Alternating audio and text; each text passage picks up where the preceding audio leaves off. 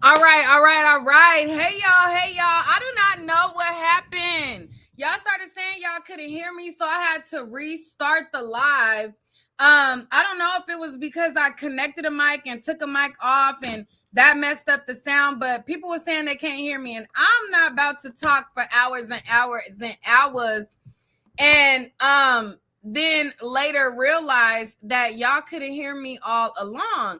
So anyways, hopefully the sound is good. Let me know if the sound is right, and I'm not gonna mess it up. Y'all say that the sound is better on my MacBook than it is with my wireless mic, which is crazy work. But as long as the sound is good, we can get going, we could get started, we could get talking about this whole trial and everything that happened today, all the testimony that happened today. I honestly felt like it was information overload. Like it was so much information, so much going on, so much happening that we have to get into all of it. Okay, we have to get into all of it. Now, for those of you guys who don't know, I flew out here to New York to observe the Diddy trial in person. Now, this is another trial for the books. Now, if you guys don't know, my first trial that I covered in person was the Tory Lanez Meg Thee Stallion trial.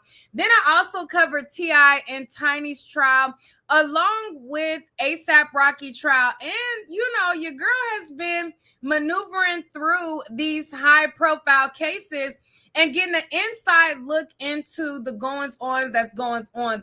Now, over here on my channel, I give you what I see from my point of view. What I've been seeing lately from a lot of people who are watching different YouTubers, a lot of y'all be being messy, okay?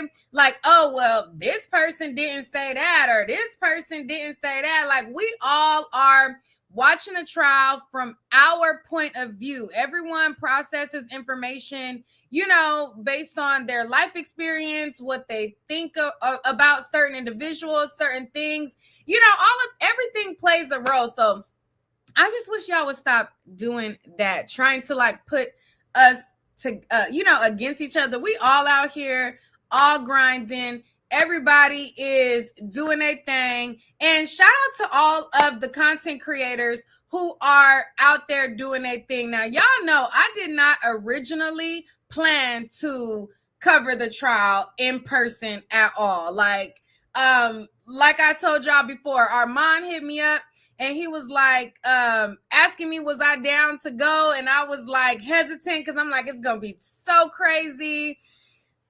I didn't really, want to mess with it. But when Aubrey and Don was set to testify, and I called Armand up. I'm like, what's the goings on that's going on out there? Like, how's it going down? And he basically told me the lay of the land. I talked to Dennis Byron as well. He told me the lay of the land. And I'm like, okay, based on what Armand and Dennis is telling me, it sounds like it's something feasible that I could, work with or maneuver for a week. Okay.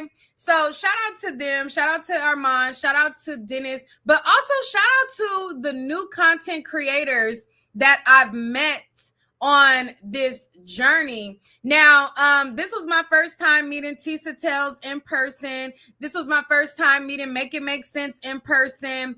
Also, I think his name is Mel Round the World. This is my first time meeting him in person. Now, I was a little spicy with Mel at first yesterday because, when I seen him pulling people at the line, I'm like, hold up, homie. It's a lot of shifting around going on. But, once I talked about it yesterday, I met him, officially today, and he made sure that I was straight up in there, and I was able to go in the main courtroom. So I just want to shout out all of the people that are doing their thing, and just to y'all to say, stop, trying to put us against each other. If you go to that courtroom and if you look at all of the media that's there, it is every news station, like all of these big white organizations, all of these big media companies, they are all there. So stop trying to put us YouTubers against each other. Just like all of the white mainstream media is out there and they doing their thing, let us work. Okay, let us do the same thing. Like, and if there is a content creator whose point of view that you prefer over another one, that is all well and good. We are all here to do what we do for our platform. Like, announcing, oh, well, I like this better over here. You know, like, stop going to each person's page saying which person you like better and this and that. Like, everybody out there working. So shout out to everybody that's out there working. Shout out to Denot. He out there, his crazy tail self. He was trolling Gene Deal. I told Denot on his channel. I told him, I said, Denot, the last time when we covered ASAP Rocky, you was cool in person. Then when we left, you start dragging me. So I'm on to you. I'm on to you. But, you know, he's cool. I'm cool. I'm cool as long as everybody cool. You know, everybody cool. I'm cool. And do not be being cool. Everybody else, everybody being cool. So I just want to shout out everybody out there doing their thing. Like I said, shout out to Mel around the world. He made sure that I was, you know, good and all of the things are the things. So I just wanted to say that real quick because sometimes it just needs to be said. Let everybody get their coin. Let everybody work. But I'm only here for a week. So with that being said, let's get into the goings-ons of today. And again, shout out to everybody out there doing their thing. You know, the people who were there week one have an advantage because people already, you know, they go to where they want to go. But hey, we still out here getting this work, period. But you know, so I started out, I'm going to start out the video first by showing you guys a video that I posted to my Instagram story. And then we're going to get into the testimony of today. So let me share my screen of me outside the courtroom, and then we're going to get into it. Okay. So this is my Instagram story right here. All right, so this is outside of the Diddy trial. We just left out. Today, Cassie's mom testified. One of the guys who was hired as a male dancer who ended up shebanging Cassie raw and all. He also testified. It just was a lot going on. I'm trying to get my energy up. It is crazy out here. So this is what it's looking like outside of the trial. I don't even know what to tell y'all right now. All right, so as I'm walking out, hey Sylvia, tell people hey. All right, so I'm just showing y'all the lay of the land, what it looks like outside, what the atmosphere is, and how they have everything set up. These are people already waiting in line for tomorrow. So they're line sitting and they're already in line, ready to go for tomorrow. So they're already saving their spots for tomorrow's date, which is interesting. And then this is where they catch, you know, the key witnesses and everything go in right here. And then you have the news across the street as well. It's a whole lot of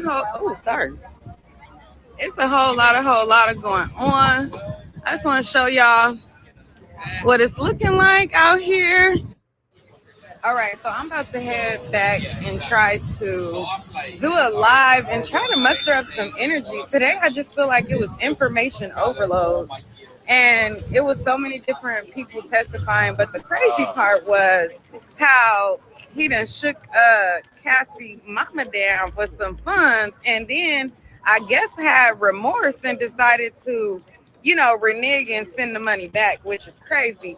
So we're gonna go over all of the details. One of the guys that was getting it on with Cassie Raw Daddy, I'm just still shocked about like how they look in appearance. You know, like you would think that certain people would be interested in certain individuals, but it's just very interesting how they look like everyday people that you would not expect. So we're going to talk about all of that stuff.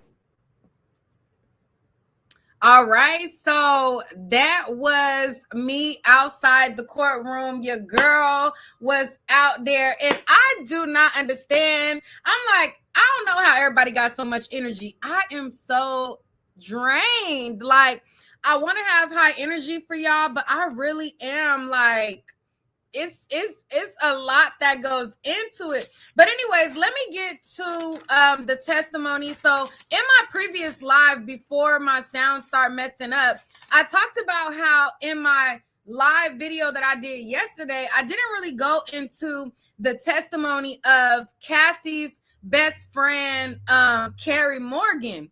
Now, Carrie Morgan, she testified yesterday, but I was so tired. I was so tired after that. By the time I got to try to talk about her yesterday, I just could not even do it. But before we move on about everything that went on today, I just want to reiterate how I thought that it was very interesting how hard body they went on Don. Now, it was two different lawyers that cross-examined Carrie, and it was a different lawyer that cross-examined Don. Nicole Westmoreland, who had, she was an attorney for one of the co-defendants in the YSL trial. She is a beast. She is like a little small, little petite thing. She's there with Brian Steele out of Atlanta. And she ripped John to shreds. Like, she was really like coming at her, like to the point to where if I was Don, I would be like, girl, you know, she really was getting at her. But the lawyer that had came and was basically cross-examining Carrie, and Carrie is Cassie's best friend. They were handling her with kitten gloves. I'm like, is it because she's like this small little blonde girl, you know? But the lawyer for Diddy was like really handling her with kitten gloves, like delicate and, you know, not really like going hard body on her. And I'm like, she done took a payoff.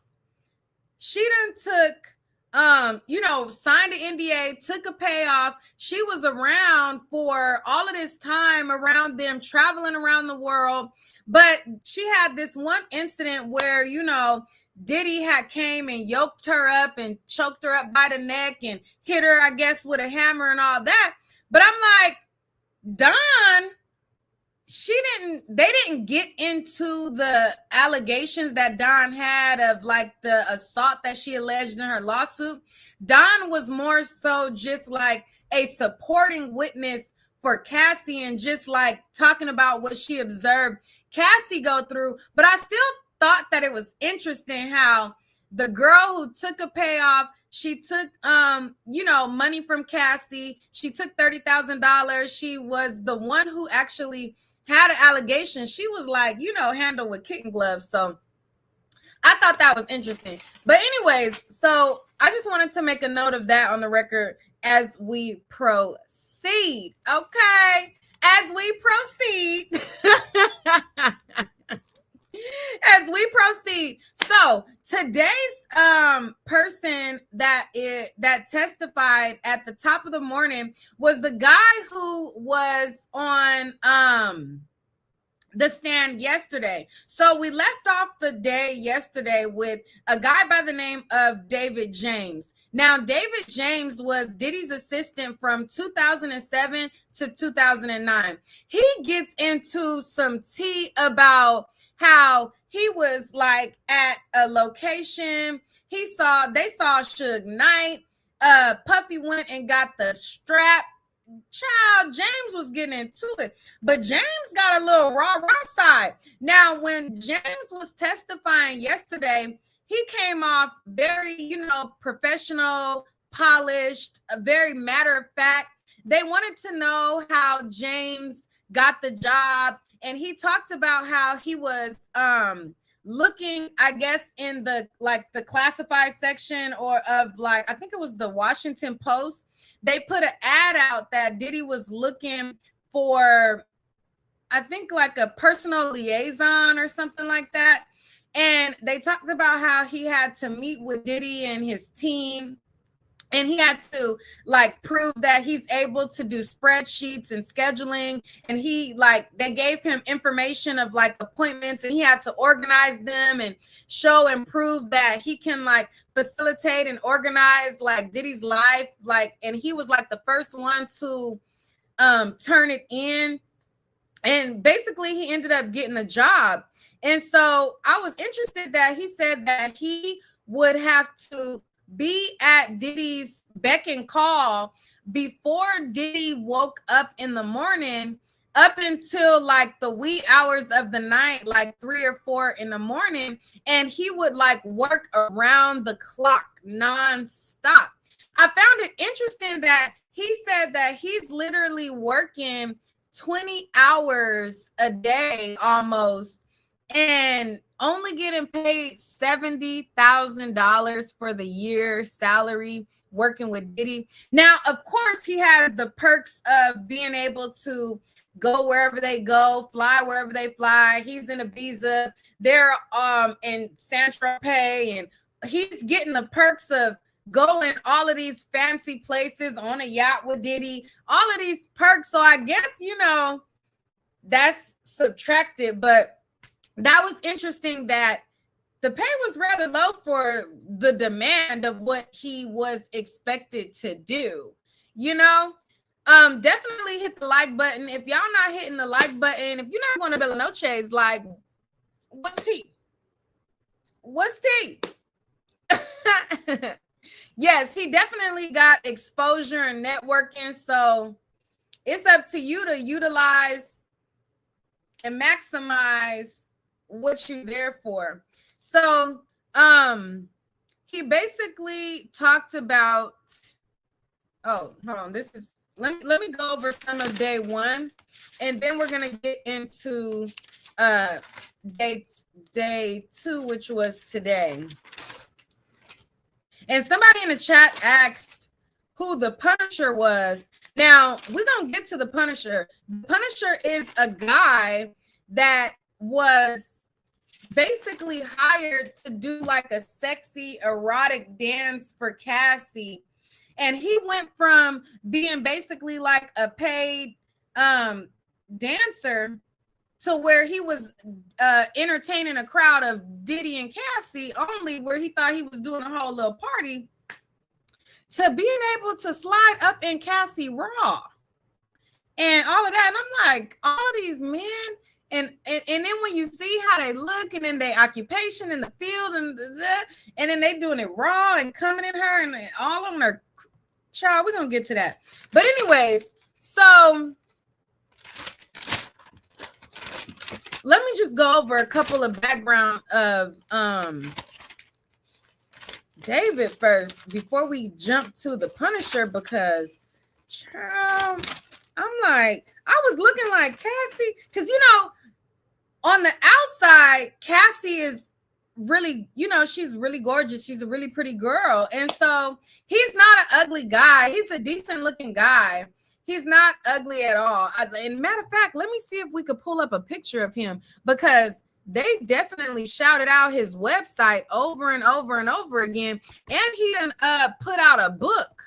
Hold on, let me see if we could get a picture, because they put out his website. He got a website called getpunished.com. Let me see if his picture is on here.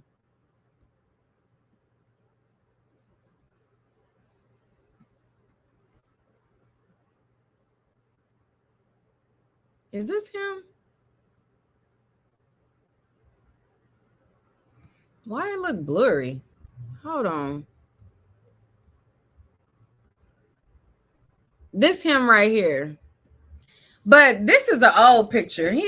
This picture right here is old. Okay. Punisher, update your website, sir. You pushing 50 now. That's when you was in your heyday. Hold on. Let me show y'all who he is. But if you go to his website, getpunished.com, you could you could see a picture of him. You ain't gonna see no new picture, but I mean, he's still a decent looking man. He ain't, you know, it ain't too far off. But let me pull up what he looked like for y'all real quick. And not they got is this him? Anyway.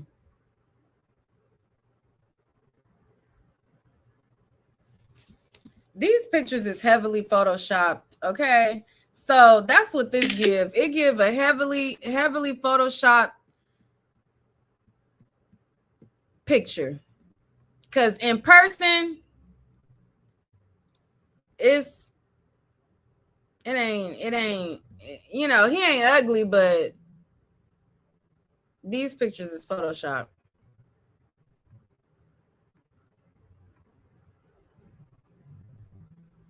I'm gonna show y'all these pictures of him real quick, and then we gonna carry on.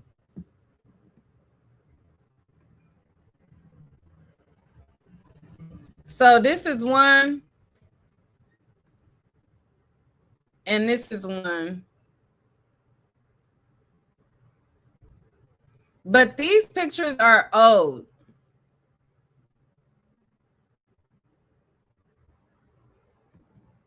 This is him. Those is old pictures. He don't look like Ja Rule. He do not look like Ja Rule. Those is heavily photoshopped and old. Like those pictures are old. Like he's 51 years old. And those pictures, when he took those pictures, he probably, I don't know how old he was in those. He old, but he still, hold on, let me see if I could pull up a picture of him. The Punisher.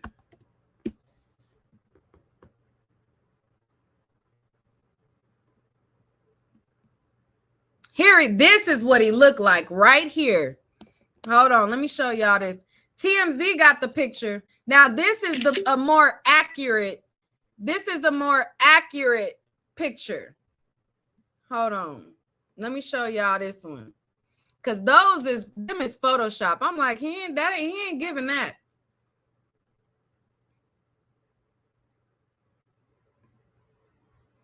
That's him right there.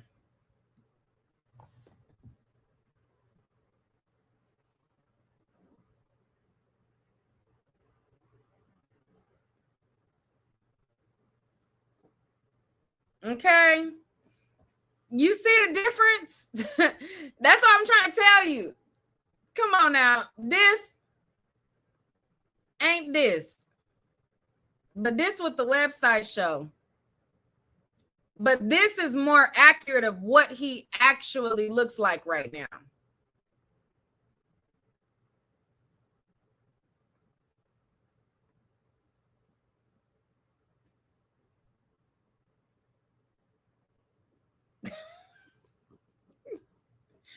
So, you know, so he was talking about how he was because they had those pictures on the website is heavily photoshopped and old. Like I said, it wasn't given that in person. It was given that the last picture that I showed you. But anyway, so let me get back on track because child, the pressure was the most interesting part, but we still got to get into James.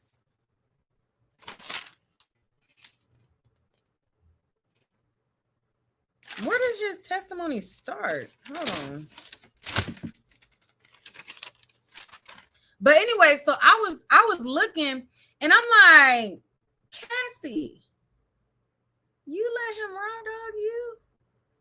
You nasty. I mean, but she was getting, there was violence and all of those things, but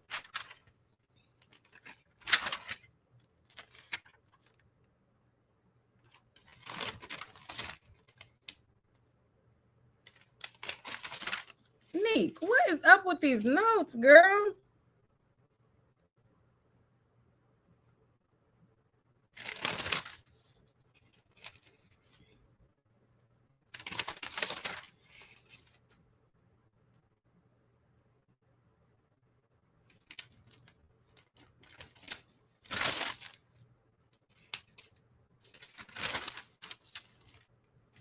Hold on, I'm trying to get to the part. All of this is okay. Oh, here we go. All right. So now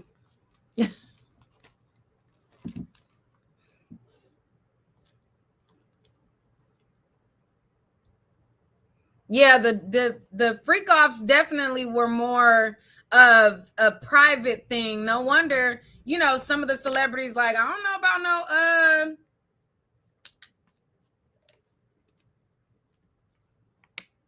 freak off. All right, so anyways, so David James, like I said, let's go back to David before we go back into the Punisher. But let me just go over a couple of things of David. He was brief on the stand yesterday, and then today we got a whole bunch of juice. So David was an assistant of Diddy's from 2007 to 2009. When he got on the stand, and let me know how my stream is coming through as well. Like, I'm on the Wi-Fi here, but let me know if I need to switch to my phone's Wi-Fi. Yesterday, y'all said my phone Wi-Fi was a little bit better. So let me know if it's good, if I should just leave it, or if there is, you said it keeps glitching. It's great.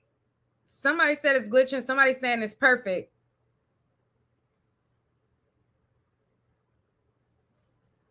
So I'm going to just leave it. You said try the phone. Okay. Just keep it. Okay. We're just going to keep it. We're going to keep it. I'm going to leave it for now. If it gets too bad, then we're going to go to the phone. So, all right. So basically, when he first got on the stand, they wanted to know if he knew Diddy. They showed him a picture of Diddy. He said, yes, he knows him. He said that he was his personal assistant for 2 years. He said that he got the job to be his assistant after seeing an article in the New York Times in 2007.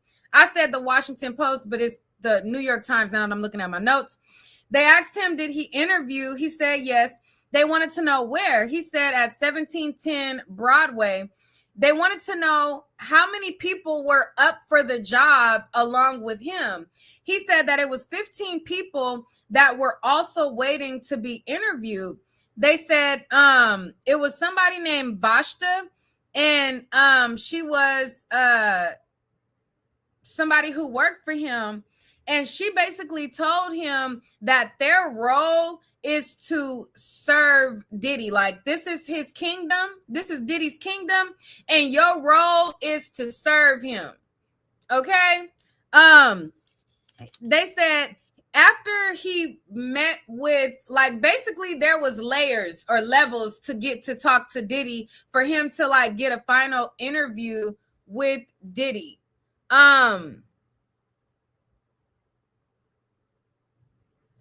And so he interviewed with Vashta first. She let him know, you know, just to let you know, this Diddy world, okay? This is Diddy's world. This is his kingdom. And you to serve him. Okay? You that's your job. So after he made it through that process, then he was able to meet Puff Daddy and somebody named Dia. Okay? So they wanted to know how he could do spreadsheets, and he became his personal assistant. Then they wanted to know if he knew who Capricorn Clark is. So he said, they showed him a picture of Capricorn Clark.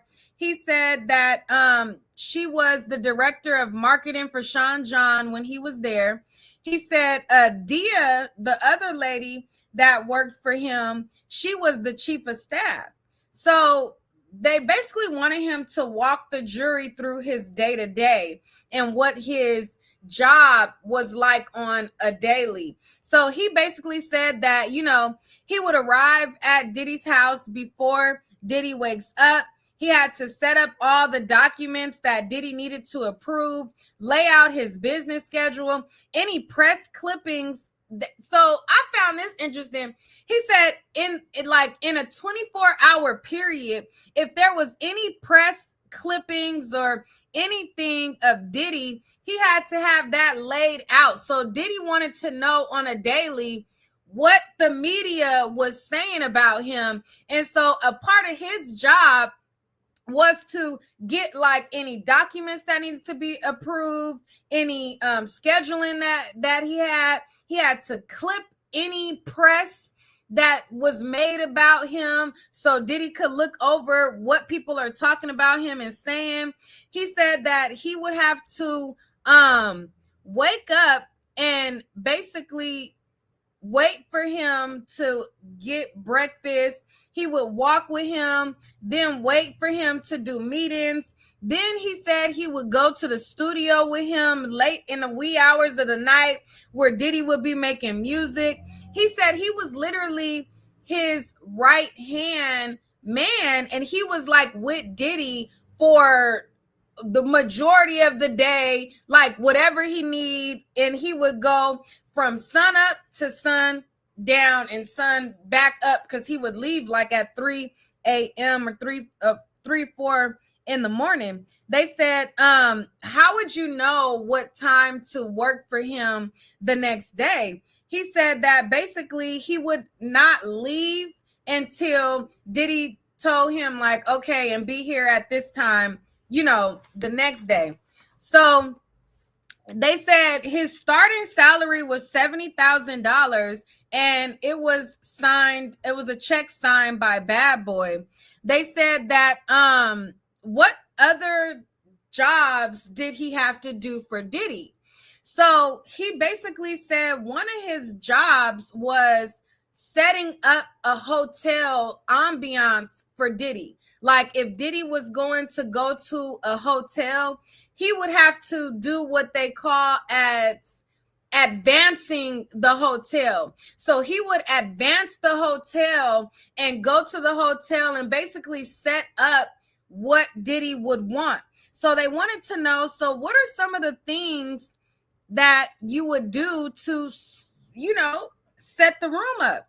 He said that he had to set the mood up for Sean Combs and put whatever he wanted in the room.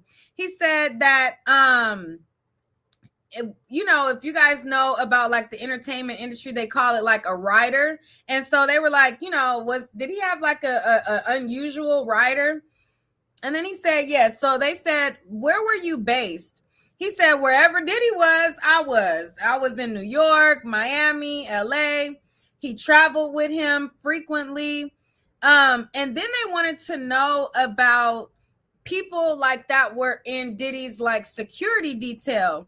And they wanted to know other people that would work for Diddy.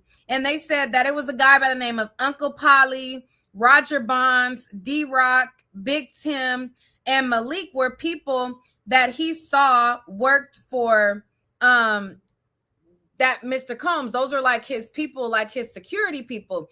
And he talked about how the security basically made it clear from the beginning to him that when you are doing this job for Diddy, you are to stay in your lane. Like, don't be worried about nothing. Don't be doing too much. You do what we tell you to do, and you stay in your lane. And he basically said that that was something that was reinforced by all of the security, that he is to stay in his lane.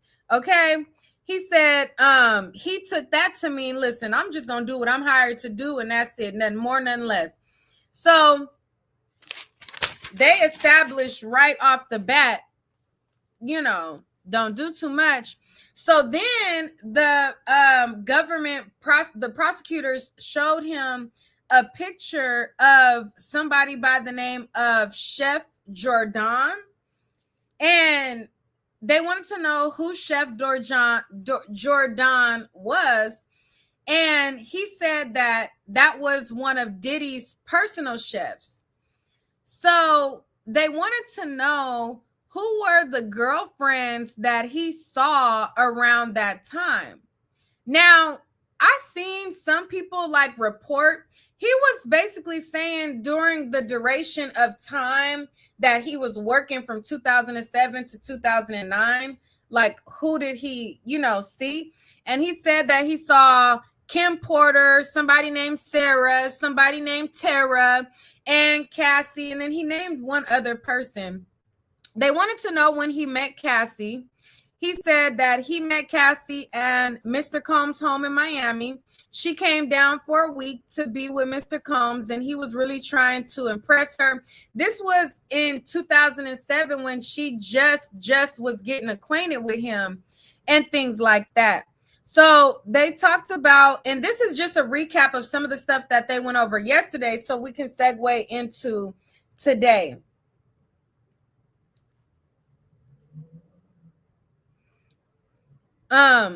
So he said that, when Cassie came, that she was very impressed with Diddy's lifestyle. And he overheard basically Diddy telling him that he felt like Cassie was good because she's young and he got her right where he wants her and that she's moldable. Okay. He talked about how she was easy to be molded or whatever. So then that was the end of the day. They stopped right there. And so now we pick up today.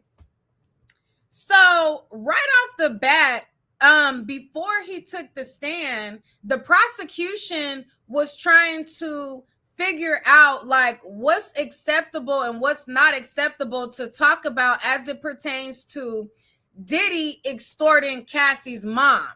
Okay, so before the mom even took the stand, they were trying to lay the ground rules on what they can touch on and what they couldn't touch on as it pertains to the extortion. They were going over this because she was going to follow and testify right after James got off the stand. So they ended up calling James to the stand, and they said, can you remind the jury of what disagreements you observed with Diddy and Cassie? And he said that, I think he said that he would tell Cassie to like follow, to focus on modeling. Now, when I'm in there, I'm writing with a pen and a pad, right? So sometimes when they write, they're like talking quick. Just a disclaimer, I don't write like verbatim, word for word, what's being said, because I'm writing with a pen and a pad.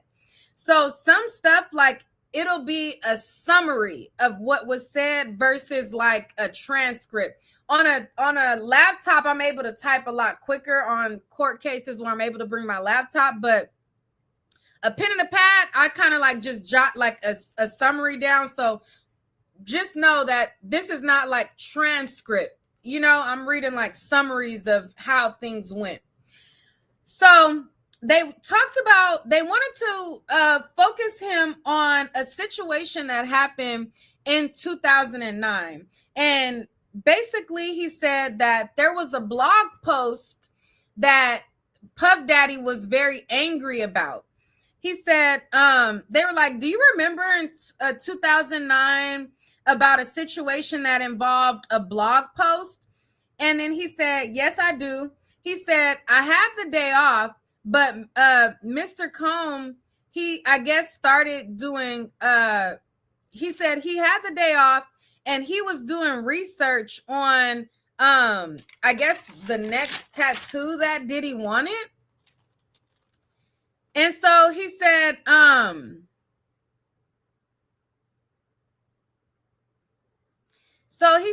he was at the estate and Diddy was out like at the club with Cassie. So Diddy was out and he was at the house. At the club with Cassie, there was an allegation made that Diddy had beat up Cassie.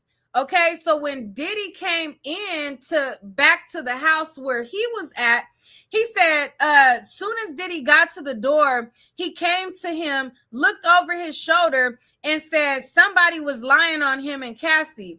He said that Diddy looked through his browser history to see what he had been looking up and to see if he was basically like the leak to the information that he allegedly had beat Cassie. They were like, what was the allegation? Like, what did he say that somebody was lying on him about?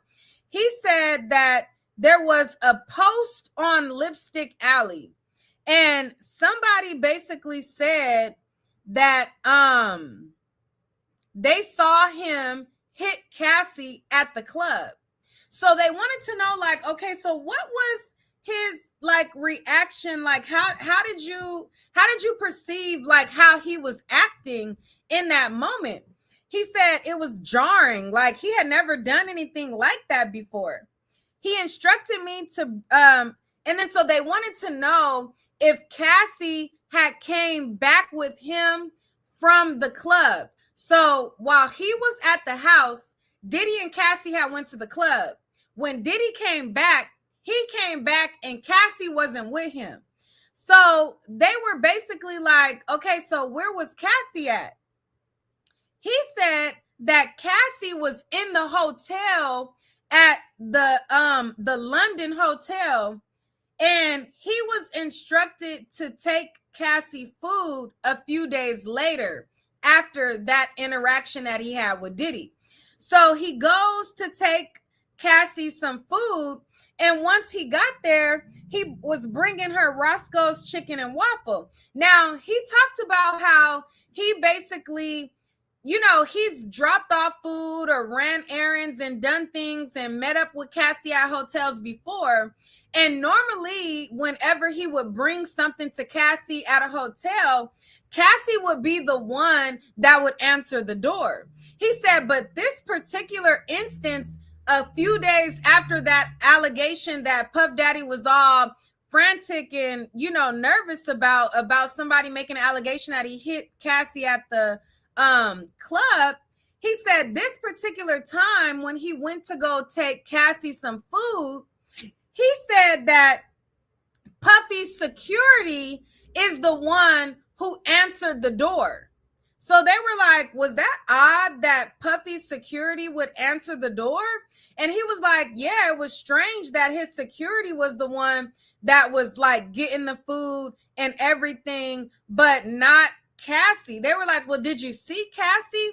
He was like, no, I just knew that I was bringing the food for Cassie, but Puffy's security was in the room. So I took that to mean, or they were basically trying to infer that, and this is what I feel like they were trying to like show the jury, was that Puffy put his hands on Cassie, made her go to the hotel, and made his security force her in the hotel. Now, that's not what the James guy said, but that's kind of what I got from how he described the situation, and saying that, you know, Cassie was inside the room, but he didn't actually like see her.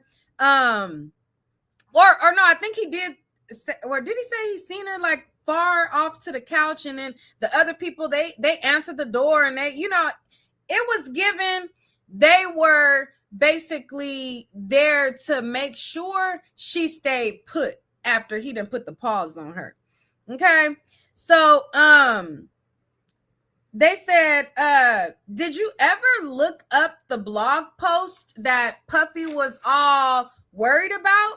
And he was like, yeah, I Googled it. And I Googled Diddy Cassie Los Angeles Club, and it came up to this like article that was on Lipstick something. He was talking about Lipstick Alley, but he was like Lipstick something. So they switched subjects, and they started to talk back about how he would set up these hotel rooms for Diddy. Whenever Diddy would like book hotels and be at a hotel, they switched the subject from the whole interaction with Cassie and that whole thing to the advancing. They called it advancing the hotel room. So they wanted to know, who directed you to set up and like basically advance these hotel rooms? He said it would be Mr. Combs. did you book hotels for Combs? He said, no. Who would book them? He said, I don't know. Were they booked under his name? And he said, no, the hotels will be booked under Frank Black. And so he explained that basically he would get to the hotel and tell them like, hey, I'm here for the room for Frank Black. And then he would get a hotel key. And then once he got the hotel key that was designated for Frank Black's room, then he would go up and set the mood for Diddy. He talked about how he would set up these mood lights and he would set up lights for Diddy. He talked about how he would have like different things that Diddy would want, like his Jordan sweatsuits and his slides, his toiletry bag, and applesauce. I'm like, applesauce? Like, why would he specifically want applesauce? Like, y'all be eating applesauce? I mean, I'm not food judging, but applesauce is so nasty to me. And it came out in testimony that Diddy like, and I'm getting off topic. They talked about this later, but when Diddy's lawyer came up, they were like, asking him like, did he know that the applesauce was for Diddy's cheeseburger? And I'm like, what? But anyways, that's off topic. Let me get back on topic. Anyways, so in this particular part of the testimony, he said that, you know, he would have to make sure that Diddy had his Jordan sweatsuit, slides, his toiletry bag, applesauce, Ciroc vodka. And they were like, what kind of things were in the toiletry bag? You know? And they said, you know, he would have his cosmetic products.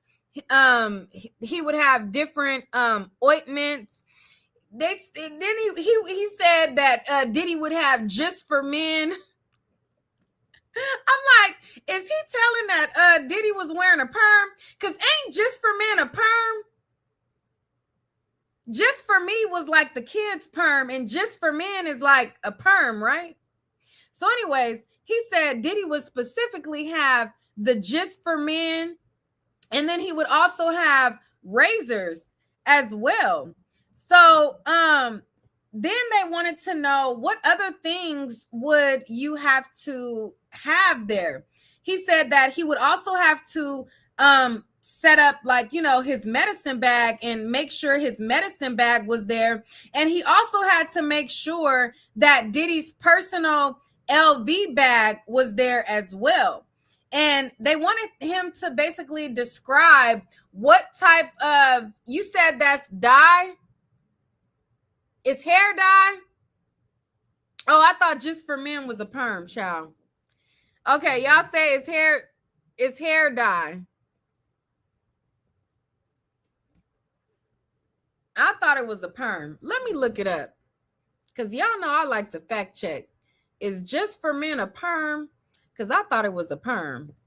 Just for men hair product.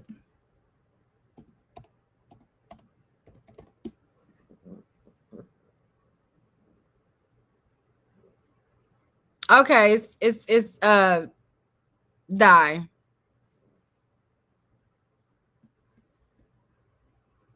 I thought it was a perm, child. When he said just for men, I'm thinking just for me. That's what I was thinking. Shoot, just for me was a perm, but just for men is hair dye. Okay, cool. We got that established.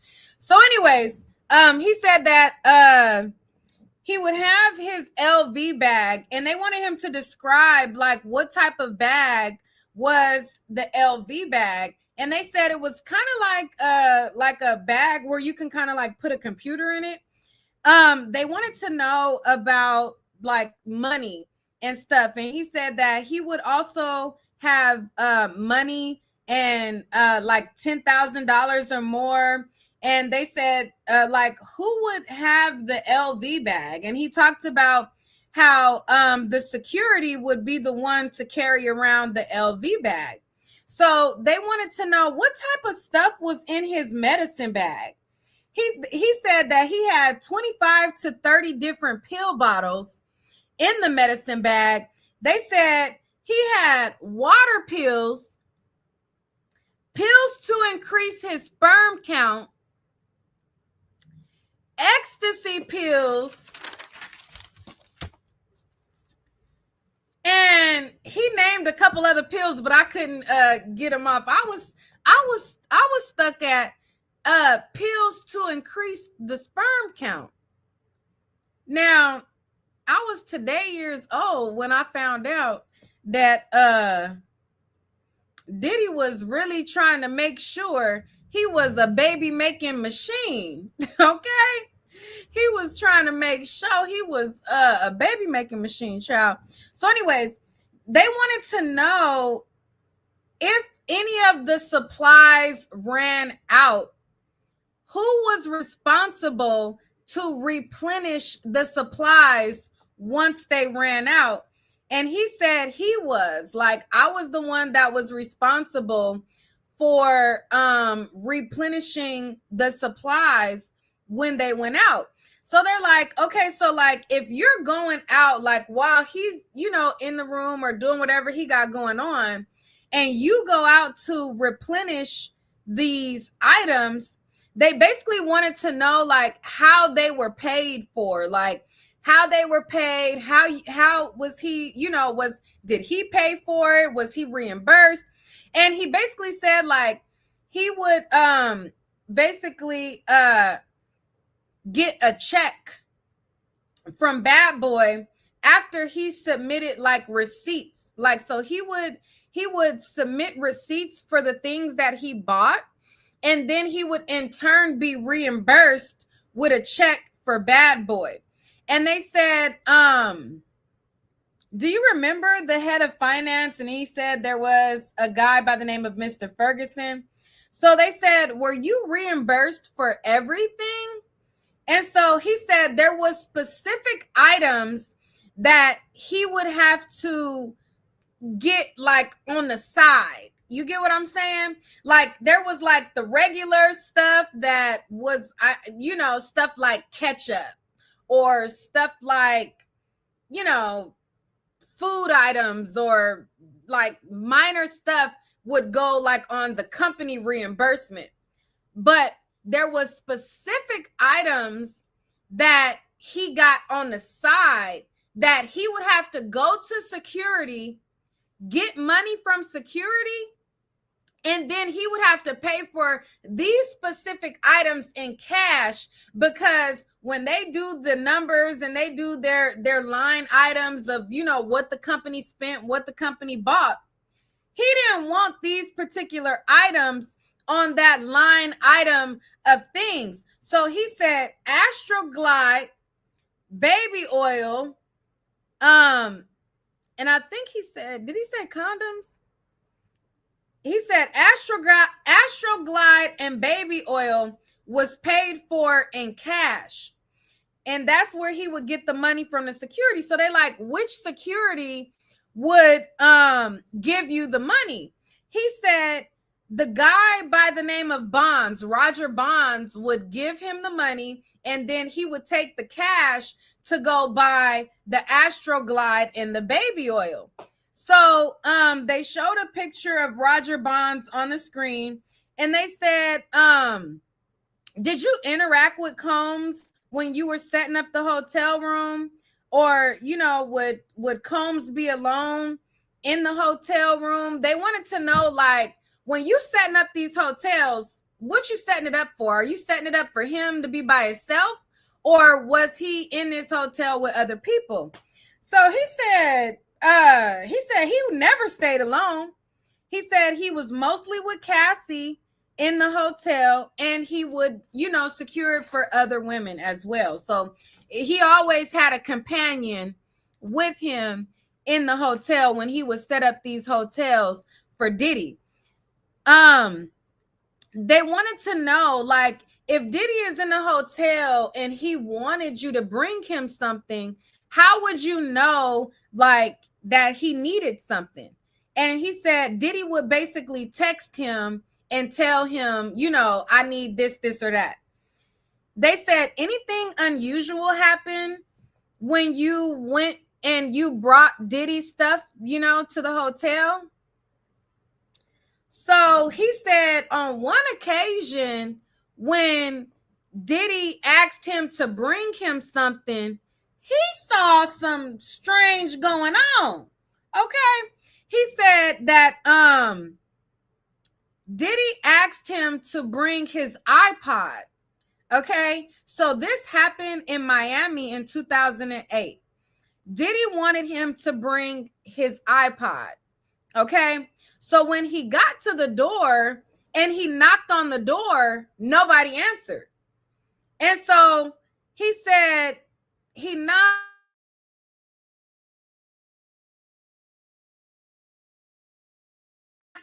so that he can iPod, but nobody answered the door. So he said, being that he's the one who set up the hotel room and advanced the hotel, he had the hotel key. So he said he used his hotel key to go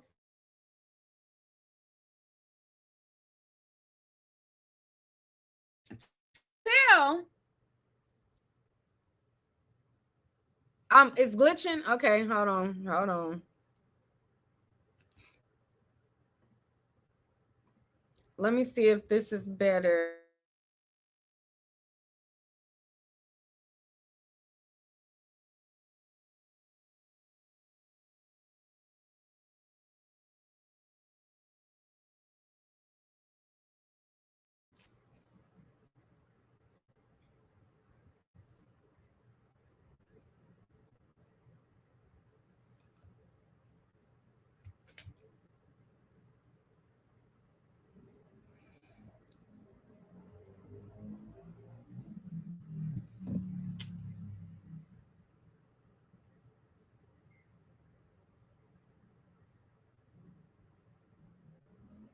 Am I froze or is it better? Hold on.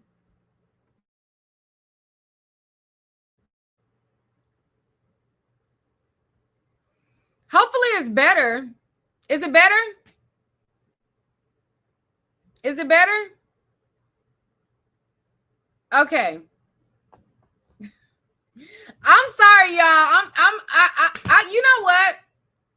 Next time I go and I'm like away from home and I have to cover something, I'm going to have to get one of those like Wi-Fi things that you buy or whatever. But it looks like the signal is back, so let's get to it. Okay, so he says that when he got to the door, he knocked on the door. Nobody answered. So being that he was the one who basically advanced the hotel, he's the one who set up the hotel room, he had a key.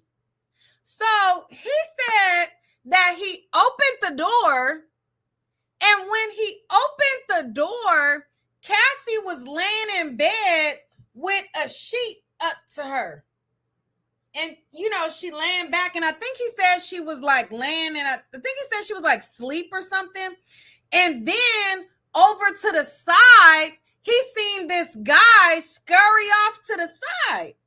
So they like, okay, so who's the guy that scurried up to the side? Like, was it Diddy? Who was it? He was like, no, it wasn't Diddy. He said that it was a naked man with a big wonka. He said that when he walked up in there, the dude was naked and he ran off with a big old schlong. And Cassie was in the bed, and then they're like, okay, so where was Diddy at? He said that he think Diddy was in the shower or something because, he didn't necessarily see Diddy right away. All he saw was a big, well-endowed swinging and scurrying off while Cassie was in the bed with the sheet. And he said that the guy, he had a condom on his wanker. Okay. So he was like, the guy was completely naked, but he had a condom on his wanker, and it was a big one. He called him like real, like he was real well endowed, was what the term he used. But he had a, he had that condom on, and he had that schlong, and he done scurried off to the side of the room and all of that. So they was like, what they said, child. They like, okay, so once you dropped off the iPad or whatever, he like basically he got up out of there. He dropped off the iPad and he got up out of there. So they wanted to know the next time that he saw Diddy or Cassie and talked to them, like, did you bring up the fact that you seen this guy with this big King Kong schlong while she was in the bed? And he said, listen, that wasn't none of my business. That wasn't none of my business. He said, I didn't talk to them about that. They like, you didn't bring it up to him. Y'all didn't discuss what you just witnessed. He said, no, ma'am, no ham, no turkey. Okay? No, ma'am, no ham, no turkey. I did not. I didn't talk to them folks about none of that. Okay? So then they wanted to shift gears, and they wanted to know if he ever picked up drugs for Diddy. And they wanted to know, if so, what kind. And he said that he would pick up Percocets for him.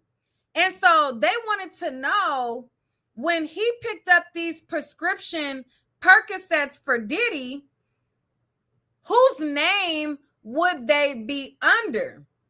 He said that when he would go pick up the drug, the prescription, like, go to like a pharmacy or whatever and pick up the Percocets, he said that sometimes the prescription would be in Diddy's name or his name.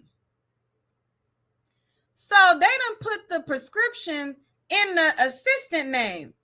So they said, did you give them permission to put prescriptions in your name? He said, I don't recall that. So then they wanted to know, whenever Diddy got like actual like drugs, not prescription drugs, but actual drugs, they wanted to know who the dealer was.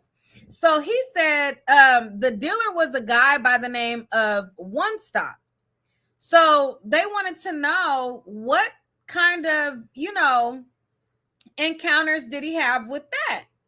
So he gonna say that at night, or they wanted to know if he ever witnessed Puff taking any of the pills or whatever. He said, child, get this. He said that he saw Puffy take a pill and it was ecstasy. He said it was blue, but it was a pill shaped like Obama's face.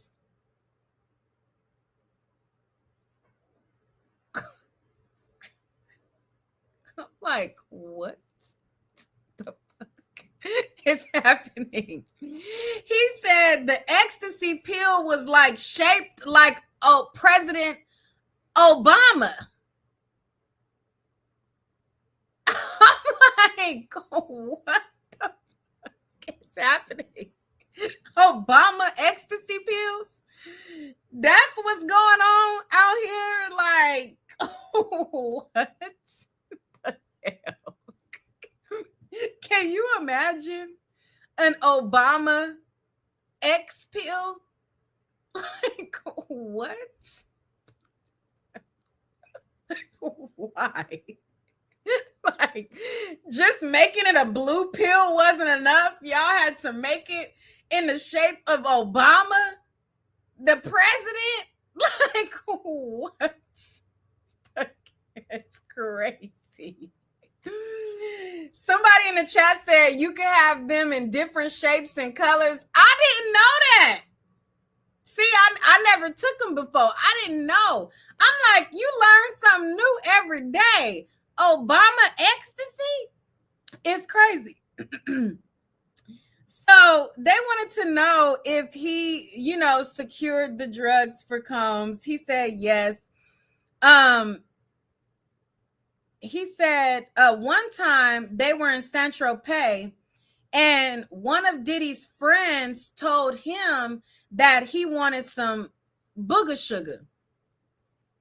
He said he called one of Diddy's other friends or whatever, and he provided an 8-ball of booger sugar.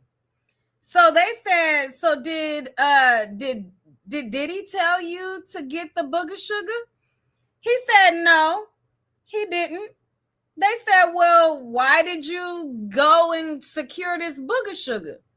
He said, my job is to take care of him and his friends. And this was a request of one of Diddy's friends. So since his job is to, do what needs to be done for Diddy and his friends, when one of Diddy's friends asked for the booger sugar, he went and got that 8-ball because that's what he was supposed to do. Get what they needed. They said, were there times that you consumed any, drugs? He said, yeah.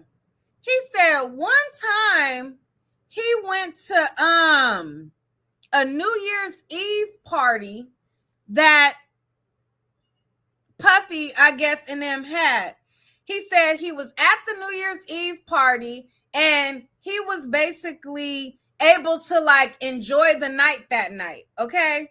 So he went into Puffy's bag and he took one of Puffy's pills, his ecstasy pills. So they said, so did Puffy give you the ecstasy? He said no. He said, I knew what it was. I just went and I helped myself. Okay. He went and helped himself. And he didn't say that it was the collection of Obama pills, but he said he went and helped himself to an X pill that night. And so they wanted to make sure, and Puffy, he didn't tell you to do it. He nah. I went and got me a little pill so I can have some fun myself. I just went and got it. So they said, were you off of, anything else? He said, I was drinking Ciroc, and he said he started diddy bopping. Now, this is an older white man, okay? So this is an older white man. He said he was off a pill, some Ciroc, and he said he was at the party and he started diddy bopping. I said, oh, what? He basically said he was off a good one, okay? He said he was up in that thing, diddy bopping and all. They said, what was you doing? He said, I was up in here. I wrote, I said, did he just say, I'm writing on the paper. I'm like, I said, did he just say he was diddy bopping? He said he was up in there diddy bopping. Woo! He said I was vibing and enjoying myself. So they said after the party, a few days later, they were back in NYC and Puff was basically reviewing the footage from the party. So He said at the New Year's Eve party, Puff Daddy had people that were videotaping the party. So when they got back to New York, Puffy was basically looking over the footage to see, you know, everything that was going on at the party. He said that once Puffy was looking at the footage, he like called him over there. He said, "Is that you dancing around in the party?" He said, "Yeah, you know." And then he wanted to know, was you on something or was you sober? And the guy told Diddy like, "Oh, I was off an X pill," you know? And then Diddy replied to him and said, "Oh, okay. I'm going to keep this footage in case I need it." So basically, he like, "Oh, that's how you get down? Oh, okay." So Diddy made him aware, "I got the footage and I'm going to keep this tuck in case I need it later."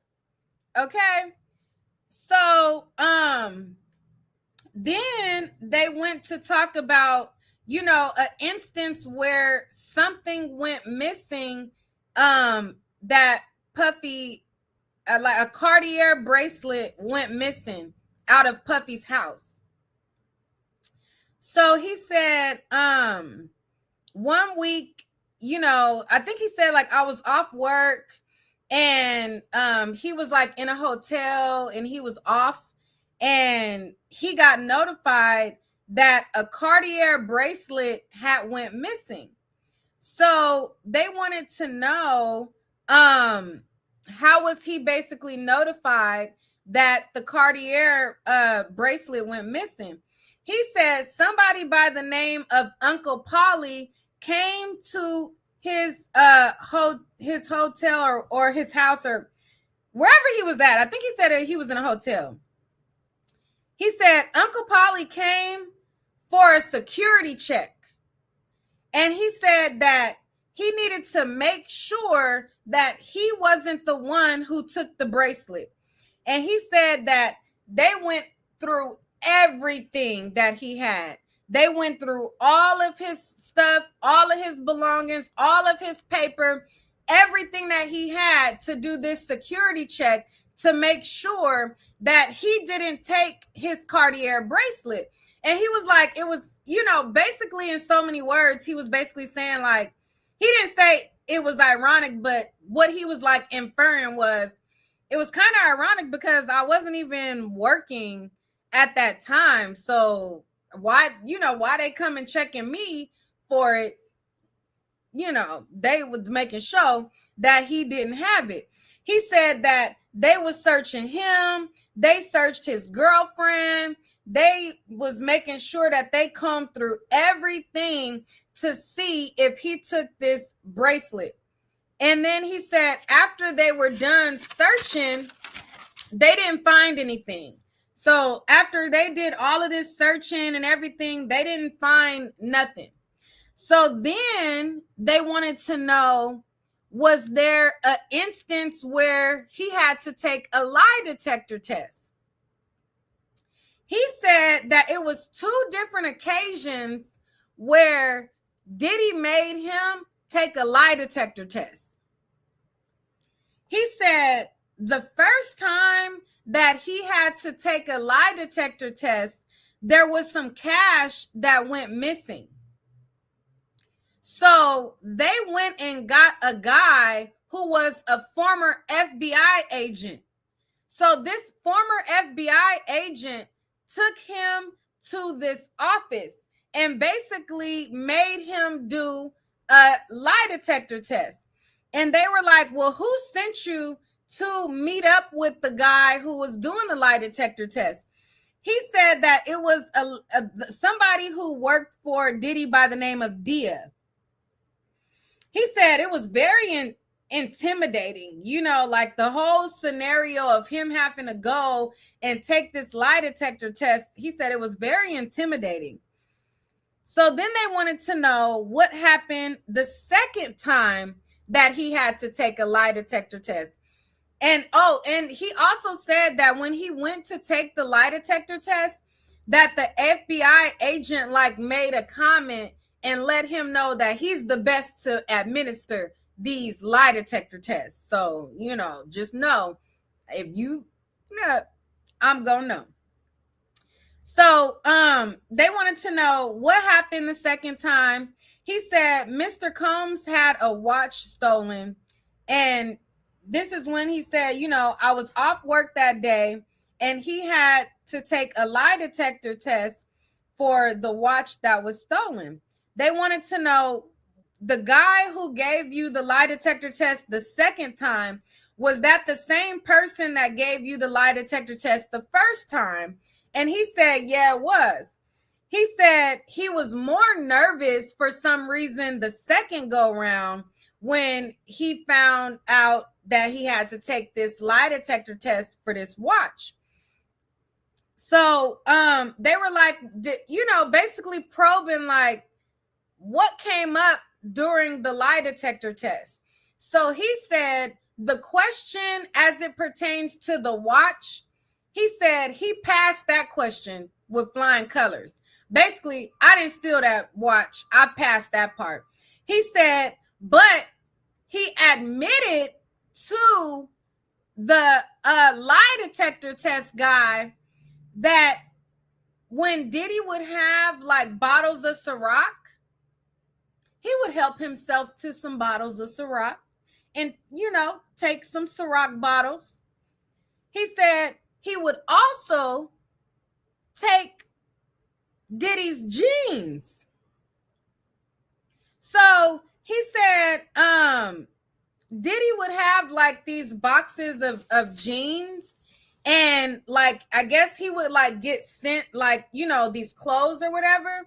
And he said before Puff Daddy got to see the jeans, he would look through and help himself to the ones that he liked. Okay? He said, I got to see which ones I like first. And he would help himself to the ones that he liked. And then he would show Diddy the jeans.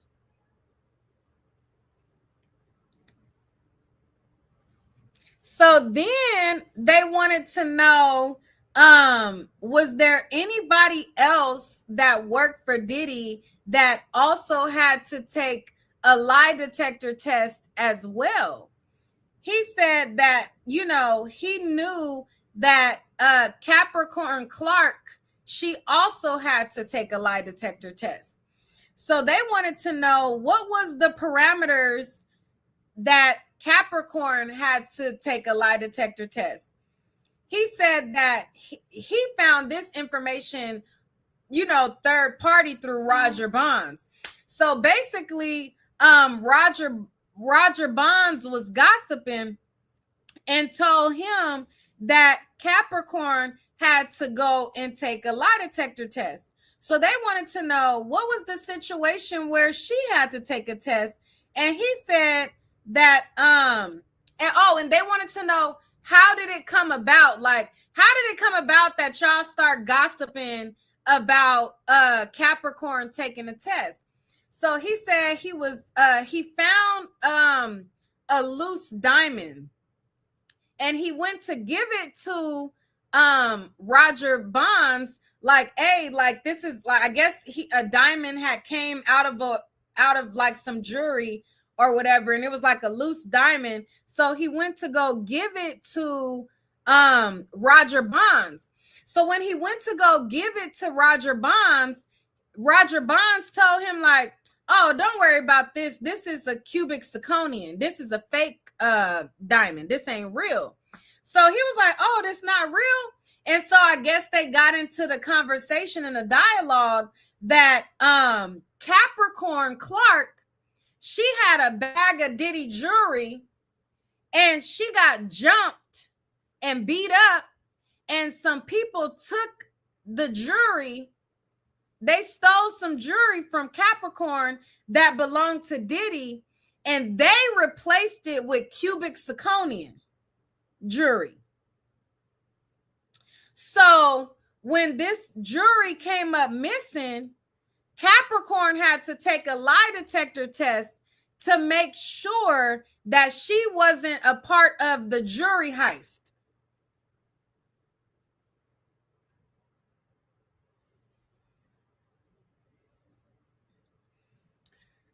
So then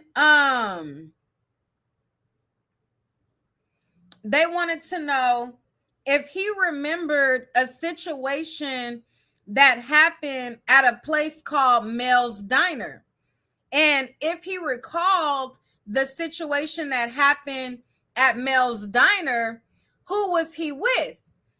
He said that he went to Mel's Diner with Diddy's security by the name of D-Rock. They said, they said, do you remember that you went to a situation with D-Rock? He said, yes, it was the fall of 2008.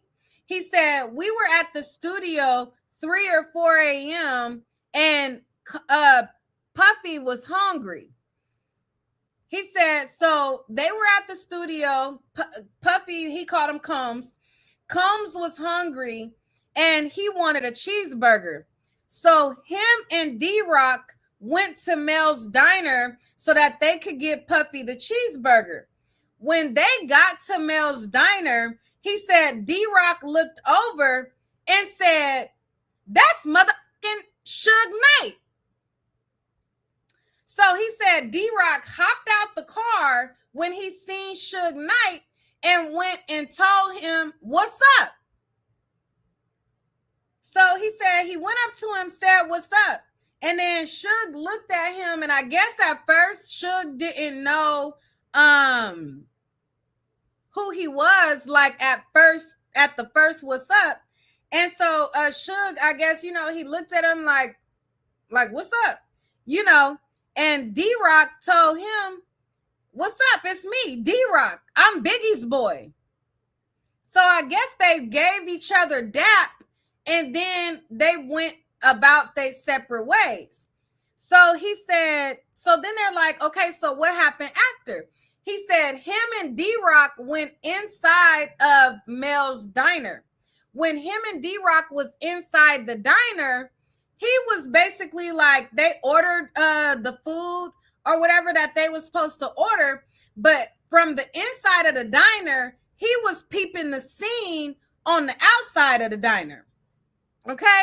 So he said while they were in the diner, he noticed 4 SUVs enter the parking lot. And when these 4 SUVs entered the parking lot, each SUV went to a different area of the parking lot. So he's sitting there in the diner and he looking like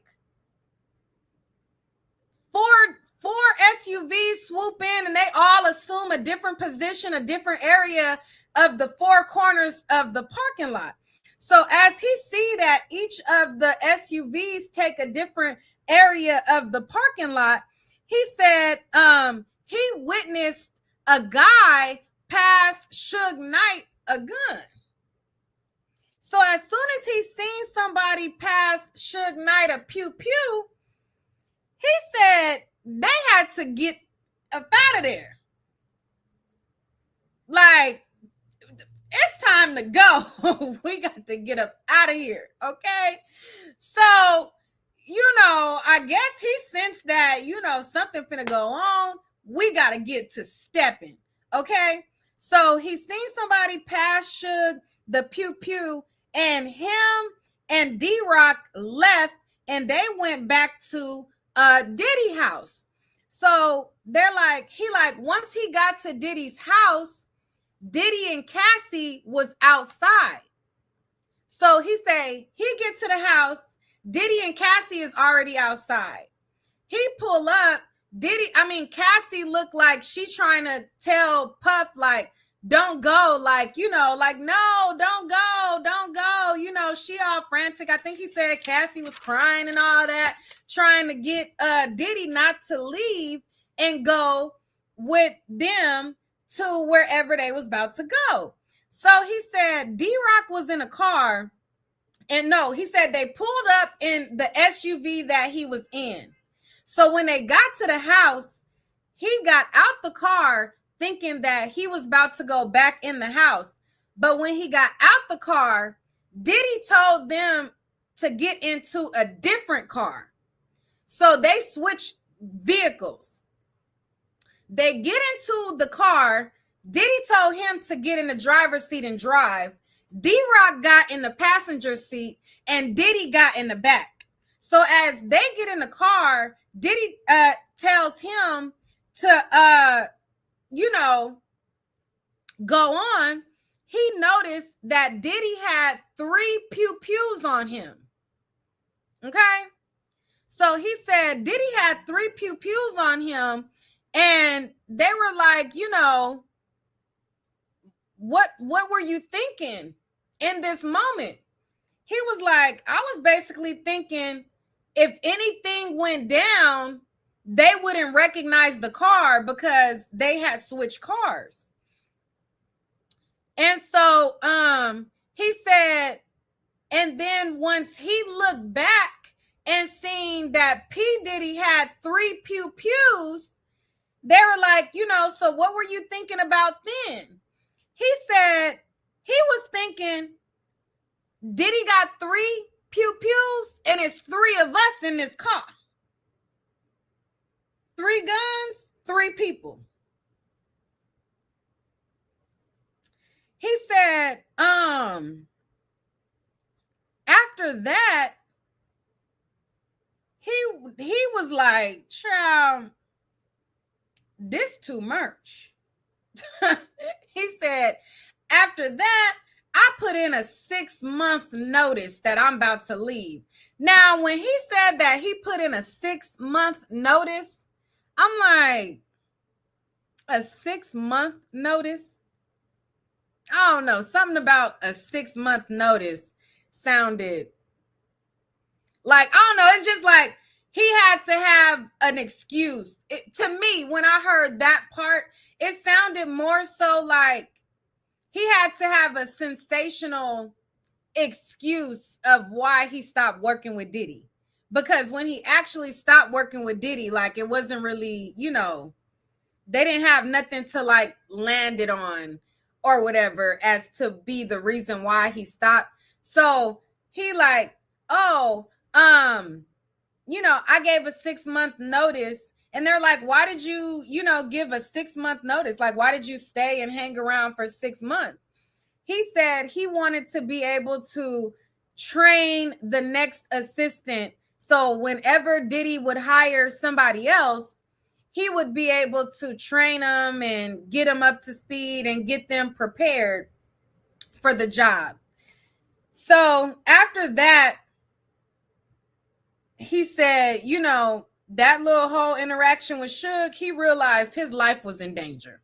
So he had to put in his notice.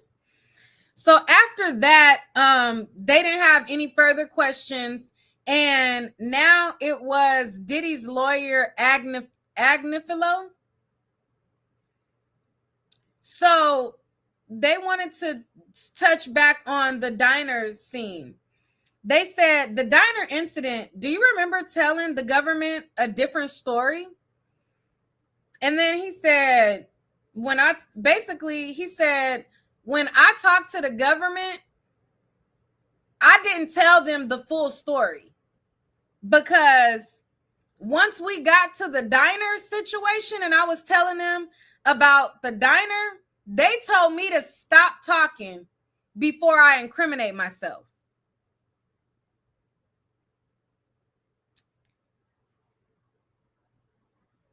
So then the lawyer basically started to try to get him to trip up. Like they wanted him to retell the story about what happened at the diner. And they were trying to like flip the details and trying to like trip him up.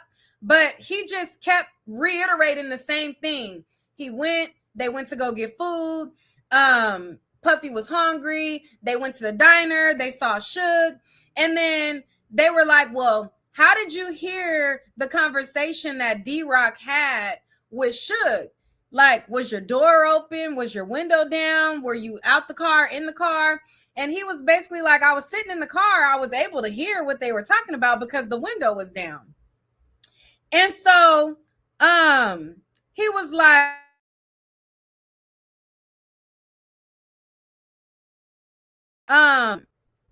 that he said he was basically saying, did you leave D-Rock at Mel's diner? And he was like, no. Like, and then, he was like, no. He said, that's a crazy statement. Like, what? Like, did I leave D-Rock at Mel's diner? Like, what? No. Like, what are you talking about? Like, that was kind of his demeanor. Like, what? Like, no, I didn't leave him. And then he said, you didn't leave D-Rock at Mel's diner? And he was like, no. Like, what? Like, no. Why would I leave him at Mel's diner? No. And then his lawyer was like, oh, isn't the reason why Diddy went back to the diner because you left D-Rock and Diddy had to go back and get D-Rock from the diner? And then he was like, no, like, I got to the house. And so then he started to reiterate his story. He was like, I got to the house. Once we got to the house after we saw Suge, Diddy told me to drive. I switched cars. I got in the driver's seat. D-Rock was in the passenger.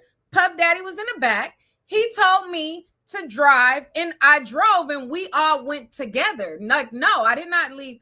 And then so he kept like the lawyer was basically like on some like, are you sure that's the right story? Are you sure you didn't leave D-Rock? And he was like, no. Like, no, I did not. Like, we went together. Like, what are you talking about? Like, no. And so the lawyer was really trying his best to try to trip him up and to try to make him look like a liar, but it wasn't working. He was not budging. He was sticking to his story, period. So he was like, who told you to switch cars? He said, Mr. Combs. And then he said, so if he told you to switch cars, why didn't you tell us about the conversation? What was the conversation like when he told you which car to go in? And he was basically like, there really wasn't no conversation. He just said, go in that car, and I got in the car. Like, it wasn't no big discussion. It was, do this, and I did it, basically. He said there wasn't no conversation about it, like, and the lawyer kept trying to like trip him up. So he just kept having to re-go over the details and retell the story about how it was them three. He got in the car, he saw the three guns, and he did what Diddy told him. So Diddy's lawyer was like, and you just went with him, like you just did what he said. He told you to get in the car and you just did it. And then he's like, yeah. So then Diddy's lawyer wanted to know if he was given immunity.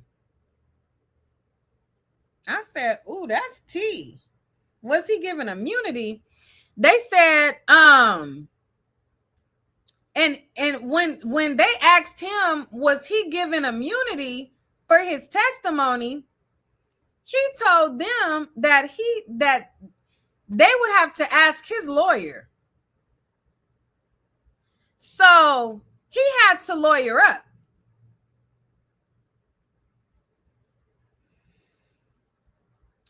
So then Diddy's lawyer was like, like asking him, like, basically in so many words, this is not what he said verbatim, but in so many words, what type of deal did you get for this testimony? And he said that they offered him a proffer. So then Diddy's lawyer asked him if he spoke with the prosecutors this morning. He said, yes, it was brief. It was at 8:45 a.m. that he went and he spoke to the prosecutors. The lawyer said, so when you talked to the prosecutors this morning, what did y'all talk about? So when he was trying to get into what they talked about, oh boy started trying to act like he didn't remember. Like, I don't know, it was just brief. Like, I don't, like he was basically like on some, I don't really, like, I don't remember. I don't know. Like, I don't know. It was quick. And then so Diddy's lawyer kept pushing, like, tell me what y'all was talking about. So after Diddy's lawyer kept pushing and probing, then he finally admitted that, they advised him who was going to be cross-examining him, which was the Agnifilo guy. And they advised him of what type of style, like what was his like lawyering style or whatever when he's like talking to a witness. So they advised him of that. And then they're like, what else did y'all talk about? And then he said they brought up that the lawyer was going to cross-examine him on his inconsistencies. So I guess they have been made aware that somewhere along the line that he said something inconsistent. And so the prosecutors was basically giving him a heads up that they were going to check you on the inconsistencies that you said. So the lawyer was trying to probe, and he was like, did they prep you and did they tell you we were going to be asking you about Mel's Diner and, that? And then he started to say, no, not Mel's Diner, not Mel's Diner. They just told me, that you would be approaching about the inconsistencies or whatever. So, then he was like, because the guy was acting like his memory was foggy, like he didn't really know what they were talking about this morning.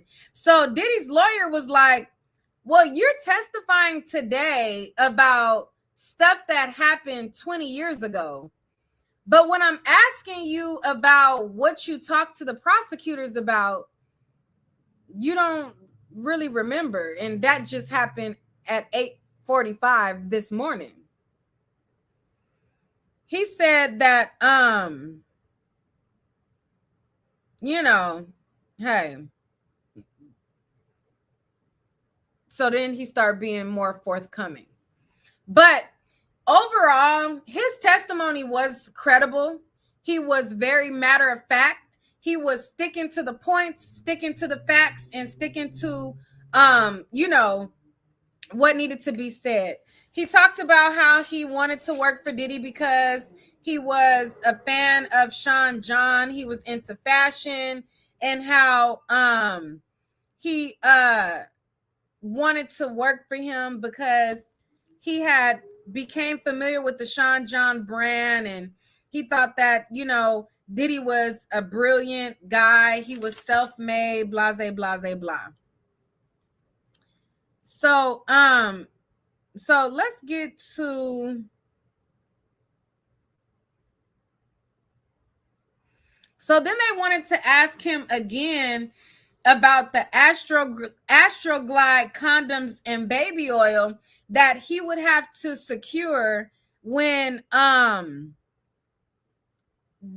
he wasn't doing it with the business expenses. He said that he reiterated that about that. Then they wanted to know about the situation where he went and got that 8-ball. So now this is Diddy's lawyers talking to him or whatever. And they said that he got an 8-ball for somebody named Nellie Hooper.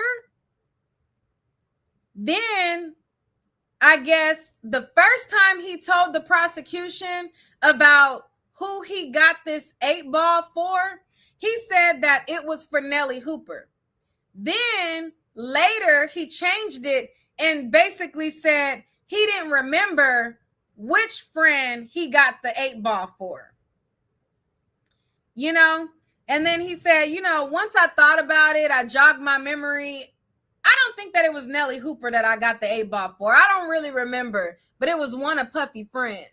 You know, I thought it was Nellie Hooper. That's who I said, but once I thought about it, I don't think it was Nellie Hooper. And I was like, interesting. So then they wanted to know, okay, you know, Chef, Diddy Chef Jordan? He said, what was your relationship with Chef Jordan? And he said that was Diddy's personal chef. And then Diddy's lawyer said, did you choke Chef Jordan? And I'm like, choke.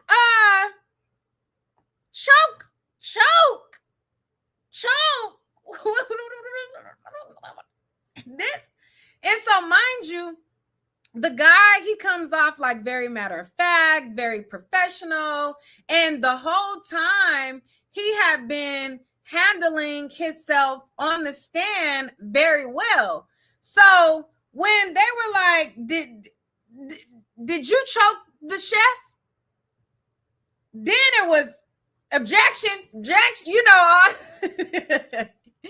So then they started the prosecution objected. So then he waiting to answer and figure out if the judge is going to allow him to answer whether he choked Chef Jordan or not. So I'm sitting here like, what's the tea with that? So then he said the judge, overruled the objection and allowed him to speak about the incident with Chef Jordan. So tell me about what happened with Chef Jordan. He said there was an incident in Miami and him and the chef was going back and forth. She was basically trying to tell him how he needed to do his job. She was telling me how to do my job. And then he leaned in and he said, I grabbed both of her wrists and I squeezed her wrist and I told her, stay in your effing lane. And he raised his voice and I said, where this guy come from? I'm like, he was in the moment. He said, I went up to her and I grabbed her wrist and I told her, stay in your effing lane. And I'm like, ooh. So then they said, okay, so what happened after you did that? He said, after he did that, I guess Diddy found out about it. So Diddy found out about it and called him to the room and said, you can't be putting your hands on women. Puff Daddy told him that he needed to go apologize to her and buy her a gift. So they said, did you get her a gift? He said the gift he gave her was a rolled blunt.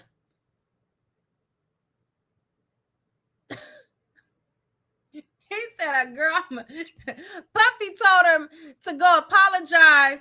And he said his apology was, and Puffy told him, go buy her a gift, apologize, go buy her a gift. They like, I gave that hoe a rolled blunt and called it a day. Okay. So then they like, so then what happened? Like, what was the deal with you and her after? He said after that, they was cool. You know, he gave her the blunt. They was cool. So then, they wanted to know about him taking ecstasy. He said he took ecstasy, but it wasn't very often because he would always be, you know, working and stuff, and he didn't really have time to smoke like that. But there was one time where Puff Daddy caught him smoking a joint. So they're like, what happened, you know, when you were working and Puff Daddy found you smoking a joint? So he said he was at work and then he was smoking a joint, and then Puff Daddy came out the house and he seen him smoking a joint, and when he seen Puffy, he tried to hide the blunt. So Puffy was like, "You smoking weed?" And he told Puffy, like, I guess he tried to lie about it or whatever. And then Puffy basically told him that you know, if you're gonna be man enough to smoke, you need to be man enough to admit that you know what I mean, admit it. And basically told him he better not catch him, you know, smoking on the job again. So then they go into a situation where he says, "Do you remember picking up toots with bonds?" And I'm like, "You done picked up some toots? What?" So he said, "Do you remember picking up prostitutes with Roger Bonds?" And so he was like, basically explain what happened. So he said, they were out to eat. Him and Roger Bonds were out to eat, just them two. And they saw these chicks at the food place that they were at. And when they saw the chicks, you know, they started talking to him. And he claimed that in the moment, he didn't know that they were, okay? He said at the time, you know, I'm just thinking that we picking up some chicks. So he like, okay, so after you and Bonds meet these ladies, what did y'all do? He said, we brung them back to the house. He like, so did he know that you was bringing these toots back to the house? He said, basically, like, I didn't even know that they were toots when we were bringing them back to the house. So he said, when they got to the house, he like, did you tell Diddy that you were bringing girls back? And then he was like, no, like, Roger Bonds, that's just what he would do. Like, they would always just bring girls back or whatever. And I just was basically, I'm with him. Shit, we done brought the girls back. He living the life too. So they wanted to know, how did he come to know that the girl was a two? He said they went in the room and they did the do. You know, they did the do. He went and the girl, and they had a course. And so when they were done, he said that she asked him for $200. That'll be $200. He said when she asked for the money, he got mad because he didn't know that she was a two. You know, he thought he just was getting him some or whatever. He said he immediately called Roger Bonds mad and telling him, like, this girl trying to get $200 from me. I'm not about to pay her nothing. Like, you know, telling security what happened. And so basically Roger Bonds told him, nigga, pay her the money, because we don't need no problems around here. Like, we don't need no problems. We don't need no issues. Pay her $200. But he was real mad that he had to pay her this money.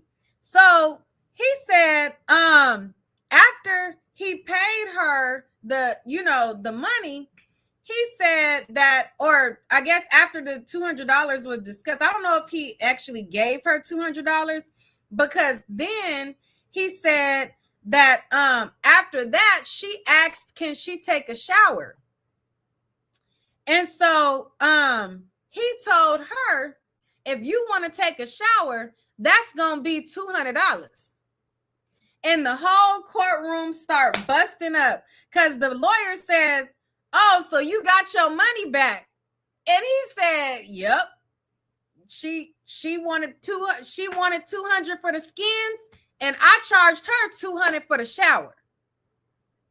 So I guess at that point, fair exchange. The whole courtroom start busting up. So then after that, it was a recross. So they wanted to know, the prosecution wanted to know about the situation that happened with Chef Jordan. And did he ever witness any violence with Sean Diddy Combs and her? So he said, yeah, there was a time where Diddy came to him and told him that he needs to go file a police report, and he needs to go tell the cops that Chef Jordan put her hands on him. And basically he wanted him to go do a false report. So he said that he basically acted like he went to go file the police report, and he didn't. And I guess Diddy never asked him about it, but he just pretended like he went to go make the police report. And he said he didn't because he didn't want to make no false report. So then the prosecution said, was there any type of relationship with Puff Daddy or Sean Combs and Roger Bonds? I said, any type of relationship? What? As soon as she said that, they said objection. And then there was no further questions after that. They got into the objection real quick. She slipped that on in there. Was there any relationship with Sean Combs and Bonds? Objection. They flew him off the stand, honey. You hear me? You hear me? He got up out of there quick, fast. Nothing else. All right. Peace out. Deuces. And he was up out of there. So after that, then in came Cassie's mom. So Cassie's mom comes strolling in. She had like a gray poncho type of like it looked like a poncho to me. So Cassie's mom come in. Her name is Regina Ventura. They wanted to know who she was or whatever, what her occupation was, who her kids are. She said that she's retired. She said that she resides in New London, Connecticut. They wanted to know how long has she been living in New London, Connecticut. She said for 57 years. They wanted to know if she had any children, and she said that she got 2 kids, Roger and Cassandra. So they showed a picture of Diddy on the screen. She identified that as Sean Combs. They wanted to know how did she know him? And she said because he dated her daughter. They said, what year did you meet him? She said approximately around 2006, Cassandra was signing to Bad Boy. He ran Bad Boy and he was her boss. After he was her boss, they wanted to know, like, okay, so what then was the nature of the relationship? She said, then the relationship turned into them dating. They said, where were they located at when they were dating? She said they started out dating when they lived in New York. So Diddy and Cassie lived in New York, and she still lived in New London, Connecticut. She's always lived in New London, Connecticut. She said around that time, she would see Cassie a lot less. She would only see her like 3 to 4 times out the year. Then they said when Cassie moved to LA, then it went from her seeing Cassie 3 to 4 years to only seeing Cassie twice around the holidays. So then they said, do you remember a situation that happened one time Cassie came back for the holidays in 2011? And then she said, yes. So they put a text message on the screen. So I guess it was a text message that Cassie had sent her mom, informing her of basically what was going on. She said, I jotted down like what the text said. It said, the threats being made towards me by Sean Combs are that he is going to release 2 explicit tapes, one on or before Christmas, and maybe soon after he was going to release another tape. And they were like, how did you feel when you heard about these tapes that he was going to release on your daughter? She said, it made me sick. And then she was like, the explicit tape part, she said that threw her. Like, what? Like, she said that part threw her. She said, so then they wanted to know what happened. And so then she gets into the shakedown. So she said that I guess Diddy was mad because Cassie started dating or talking to somebody else. And Diddy was mad because he wanted them to recoup or pay back anything that he put into Cassie. So she said it was understood that he would need $20,000 to recoup money that he spent on Cassie because he was mad. So they were like, so how did y'all get the $20,000? She said that they had to take out a $20,000 home equity loan on her house. And they took the money to, I guess, his bookkeeper and wired the $20,000 to his credit union. And they had to take the money from her and her husband's account and send the money from her account to Diddy. And so they're like, why did he make you do it? You know, like, why did he make you do it or whatever? And I guess that was around the time that he had threatened that he was going to release these tapes on her or whatever, because he was mad that she was, I guess, entertaining somebody else. And so she said they took the home equity loan from her house or whatever, and they were like, why though? Like, why did you do it? And then she said, I was scared for my daughter's safety. Like, basically, she felt like she had to pay up to protect her daughter. And so she said after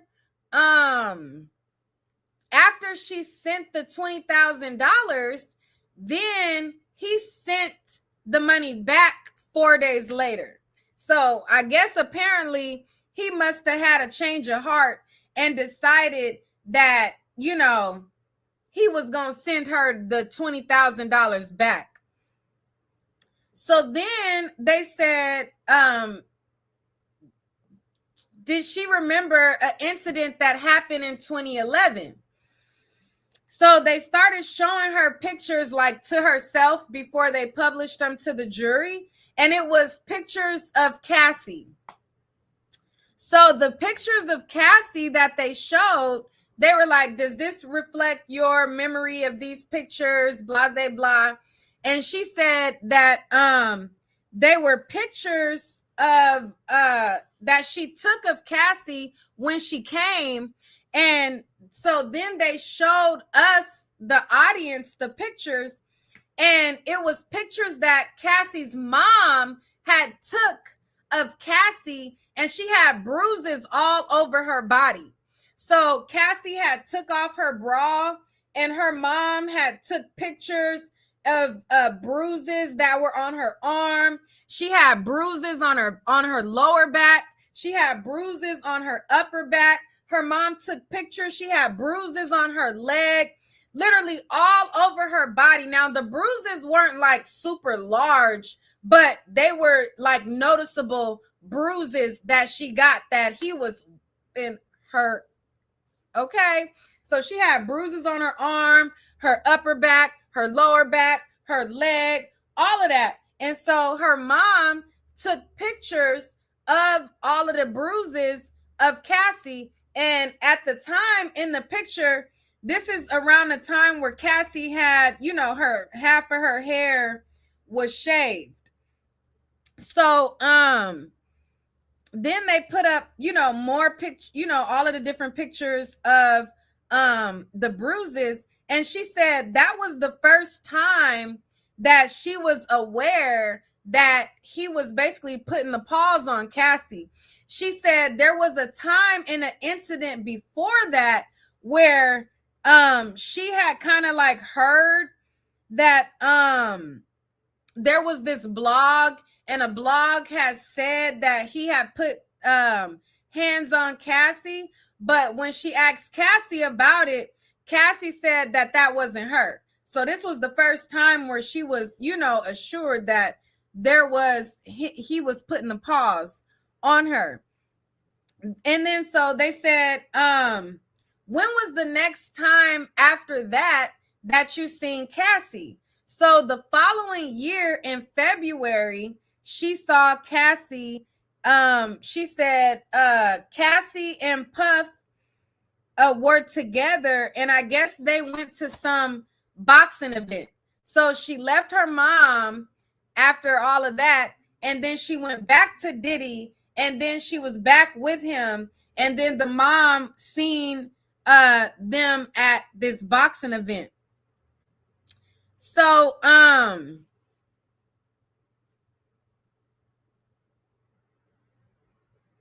so then they talked about a situation that happened with a girl named Mia, and how I guess Mia was laughing and Diddy didn't want her to laugh, and he like scared Mia. So then they were like, so what was the next incident that you or encounter that you had with like a issue with Diddy and Cassie? She said that she had went to LA because Cassie was supposed to celebrate her 30th birthday. So she had went to LA so that they can celebrate her birthday. While she was in LA, she said she ended up calling the police and making a police report because I guess Cassie had told her that Puff Daddy had stole her phone or whatever. So she said when she got notified that Puff Daddy had stole Cassie's phone, she said she went off on Diddy. So when she seen Diddy at Cassie's apartment, Cassie was up in her apartment. She went down and she went to go confront Diddy. She said she was acting a plumb fool. She said she was trying to hit Diddy. She said I was trying to attack him. I was trying to hit him. And I was basically, in so many words, she was cursing him out or whatever so that he could give her back Cassie's phone. So they said, well, did you end up getting the phone back? She said, yes. She said she had made a police report to the police, and Diddy ended up giving her back the phone. But then when he gave her back the phone, he in turn took her car or whatever. So they end up taking the car. So she said, did you, the mom, end up being able to celebrate Cassie's birthday? She said, I think she said like a day or later or something, they ended up celebrating, or a few days later or something, they were able to celebrate her birthday. And they wanted to know, was Diddy at the 30th birthday celebration? And she said no. So then it was time for the defense to go up. The defense went up and they said, we don't have any questions. So Diddy's team declined cross-examining her. They declined cross-examining her. And so his lawyer went and sat back down. And when his lawyer went and sat back down, she got off the stand. And as she was getting off the stand, walking out of that courtroom, she was looking at Diddy and giving him the eye, like, you know, like staring him down. So then, as she walking out the courtroom, now in the court, in the row that I was sitting in, Tisa Tales was at the very end. She was the very last person. It was me. So it was Tisa, then it was me. I was sitting right next to her. So as Cassie's mom is walking out and she me mugging Diddy, she walked by, she see Tisa, and she points at Tisa and she lights up and she acknowledges Tisa and she says, hello, like, you know, telling her like, hi, you know, she said, she pointed and she said, hello, that's it. But it was basically like an acknowledgement to Tisa. To me, this is how I perceived it. You know, it was like an acknowledgement to Tisa that, you know, like, oh, I see you, you know, like, I see you, like, hey, you know, like one of those. And so I looked at Tisa, I'm like, girl, they looking at your coverage. So that was that. But all she said, she pointed and she said hello. But it was the way that she pointed at Tisa and said hello. You get what I'm saying? She looked at her like she specifically was acknowledging, I see you. So something about Tisa's coverage must align with how she feeling. That's just kind of the impression. So let me get some lip gloss. I feel like my mouth is dry. Hold on 1 second, y'all. Let me get some lip gloss, y'all.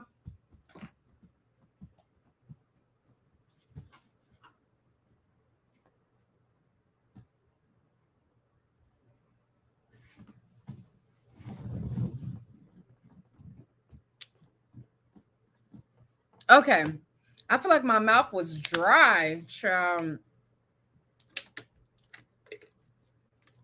So now, after that situation, now here comes the Punisher. Okay. So after Cassie's mom leaves, now it's time for the Punisher to take the stand. So they asked him his name, and his name is Sheree Deshaun Hayes. He's 51 and he's from Harlem. Now, as I told y'all earlier, I'm not sure if y'all were here or not. This is the Punisher. Okay? So the guy on the right is the Punisher. So this guy right here, he is a male exotic dancer. Now on his website, these are the pictures that he got up. It's giving old, outdated photos. This ain't what he currently look like. But this is the pictures that they got on the site. But this is what he actually looks like in person right now when he took the stand. So that's the Punisher, right? So they wanted to know basically what, like who he was and what do he do.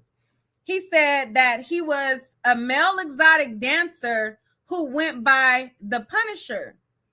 He said he was hired in late 2012 to create a sexy erotic scene for Diddy and Cassie in the fall of 2012. They wanted to know basically how did that interaction come about? Like, how did that come about, you doing this erotic scene for Diddy and Cassie? He said he got a call from a woman who said she wanted to hire someone to entertain her and her husband. To entertain her. And basically, she set up the stage.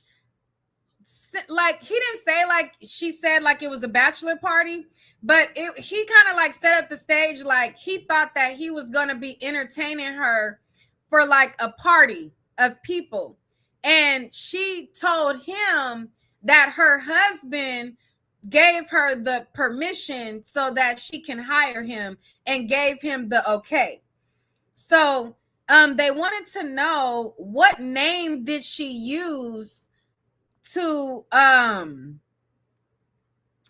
book him. And I guess Cassie told him that her name was Janice. So they told him like, okay, you got, you know, like you got a website. And then so they talked about his website. His website is getpunished.com.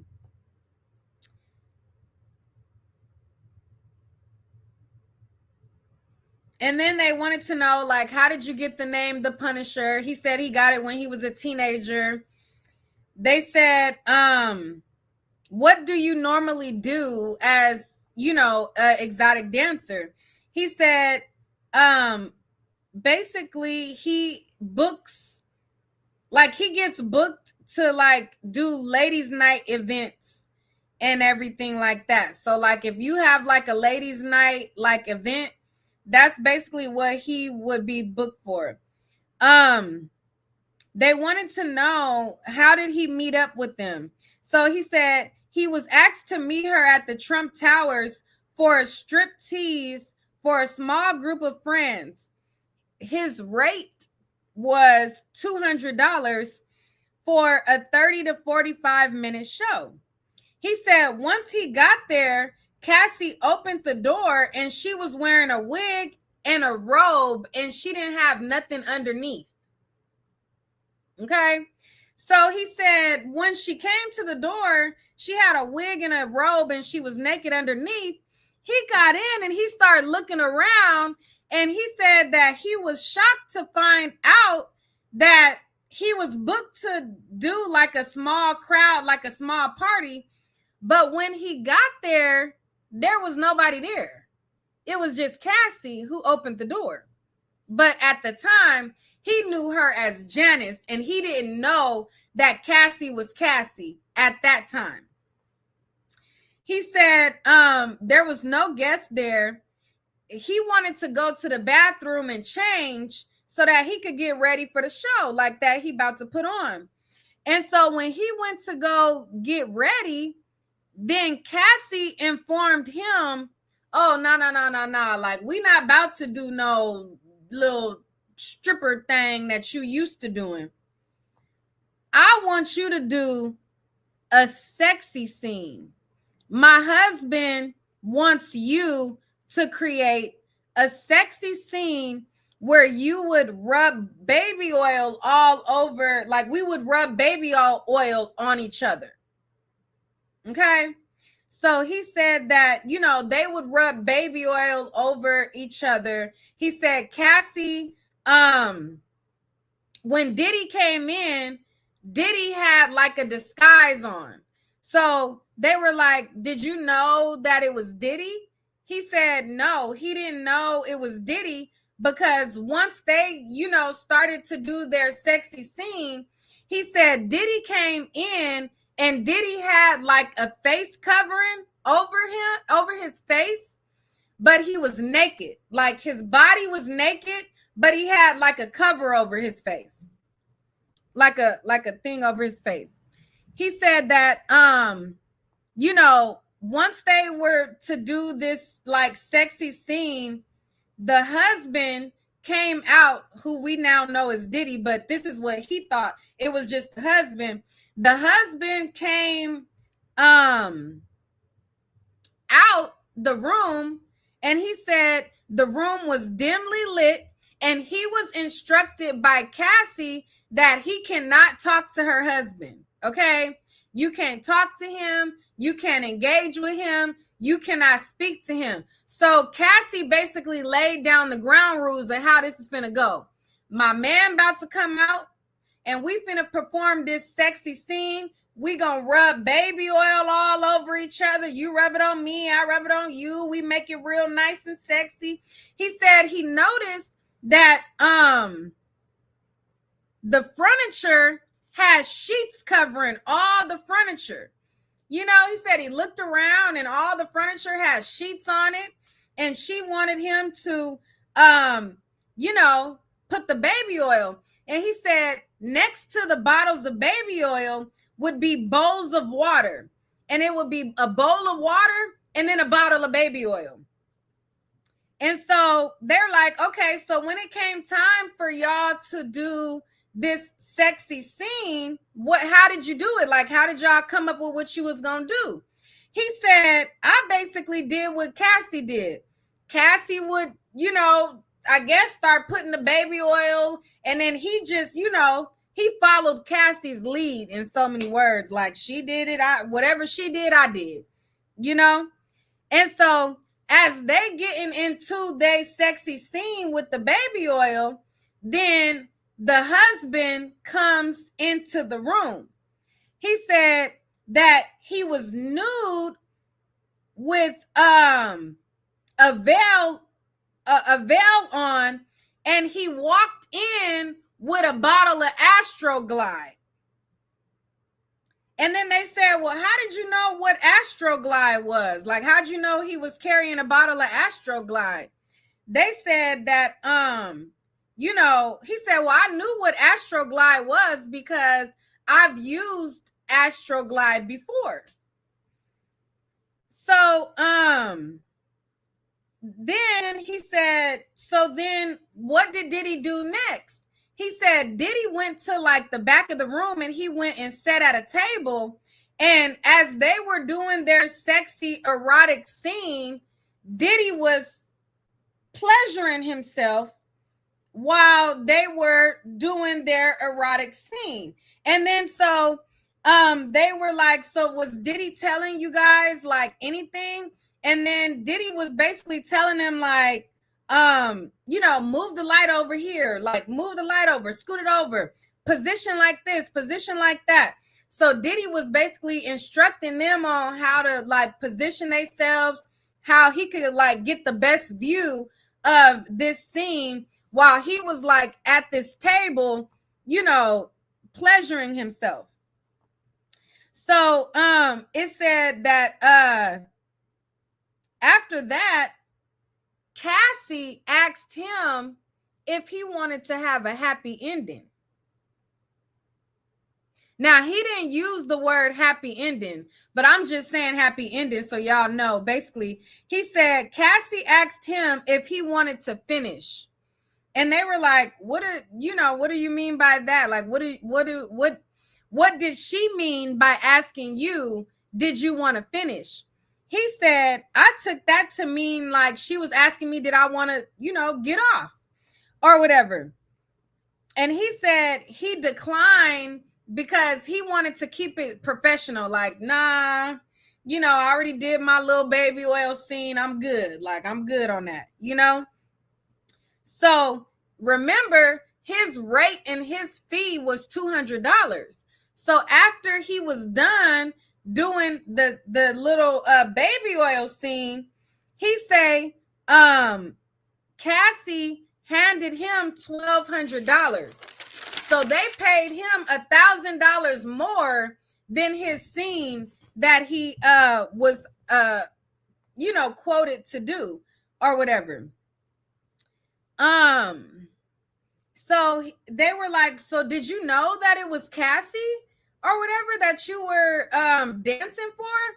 And he said on the first encounter, he didn't know that was Cassie. But over time, when Cassie and Diddy would book him on more occasions, and over time when the occasion went from them just rubbing baby oil on to him actually in Cassie, then they got comfortable, and then he know Cassie was Cassie, Diddy was Diddy. He was following Diddy on I think he said he was following Diddy on Instagram, and then Diddy came out one time, and I guess he didn't have a veil on, and he like, this is Diddy, like that. So he said after that, he went to Diddy's Instagram page, and then he saw that Diddy had posted Cassie. So that's how he came to know this is Cassie and this is Diddy that's booking me or whatever. So they wanted to know how many times was he booked to have an encounter with Cassie and Diddy. He said roughly 8 to 10 times. And then we broke for lunch. So then when we came back from lunch, they said, how often did the encounters occur? And then he repeated that it was every few months, and he estimates that it was around 8 to 12 times. Before lunch, he said 8 to 10, but then after lunch, he said 8 to 12 or whatever. So they asked him, like, when would these encounters normally take place? And he said, like, basically, like in the wee hours of, the early morning or whatever is when they would do these encounters. They said, who would be the person to contact you for these encounters? He said that it was Cassie that would contact him, not Diddy. So Cassie would be the one who would call and set it up. And then they said, so what was expected of you to do? He said the expectation was for him to create a sexy scene, and it basically escalated from him doing a sexy scene of rubbing baby oil to him giving Cassie and Cassie giving him. Okay, so they swapped, and it went from rubbing baby oil to now he eating Cassie box, and she servicing him, So they said then it went from him giving Cassie it to him actually penetrating Cassie. Okay, so it escalated from we rubbing baby oil. Now I'm eating her out. Now she's taking me off. Then it went from that to now we actually doing the real deal Holyfield or whatever. So how would the atmosphere be on these times? He said the room was dimly lit and the furniture was always covered in sheets.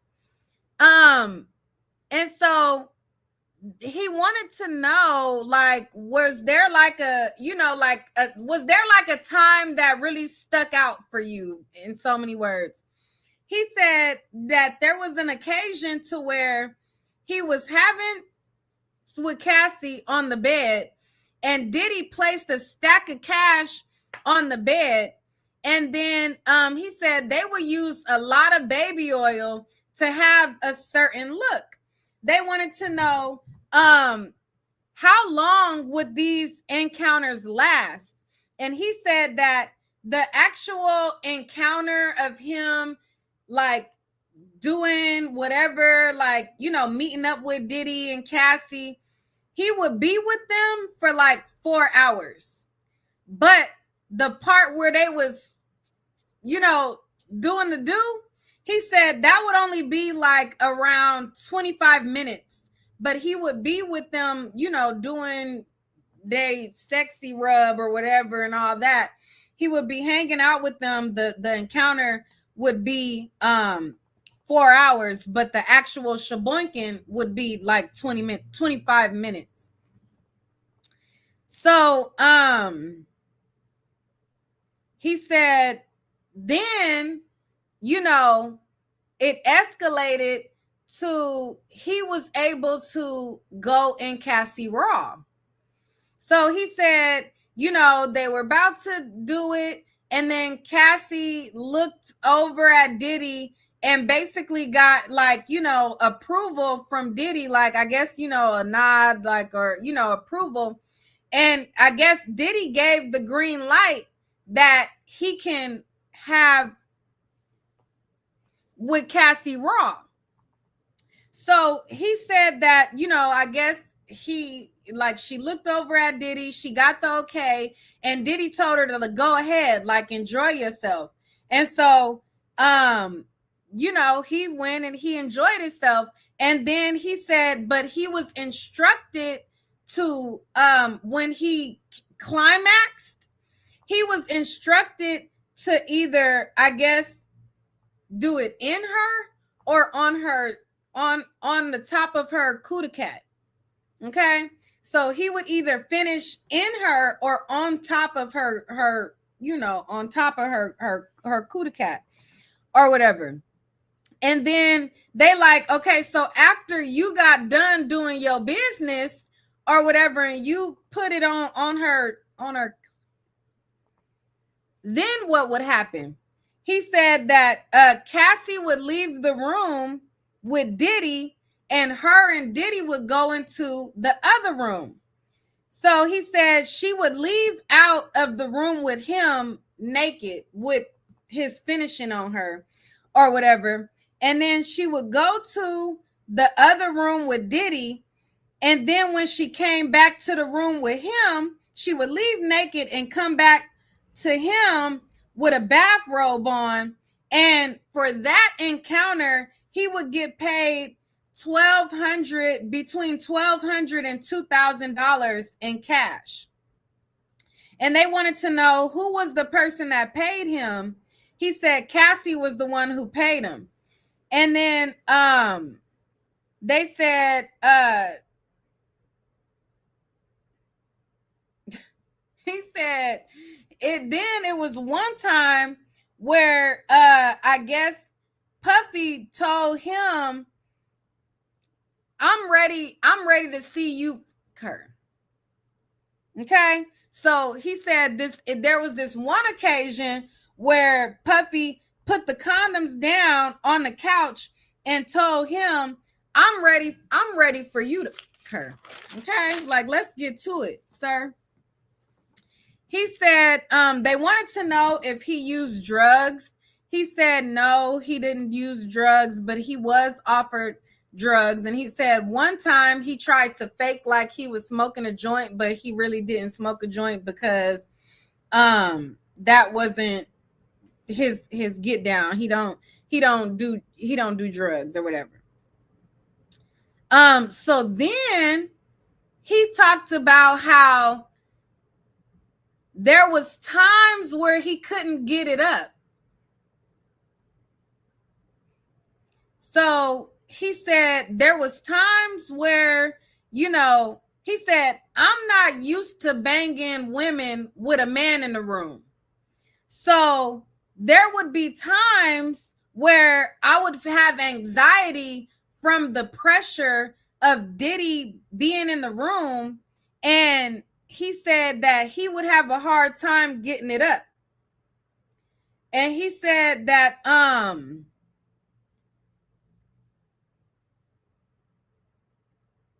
he said, that's not my normal get down. When I'm piping a chick, a man ain't normally up in there. So the fact that Diddy was in there and he was in the room, that gave him, like Sabrina said, performance anxiety. He didn't use those words, performance anxiety, but he just said anxiety. Like he had anxiety from the pressure or whatever. So,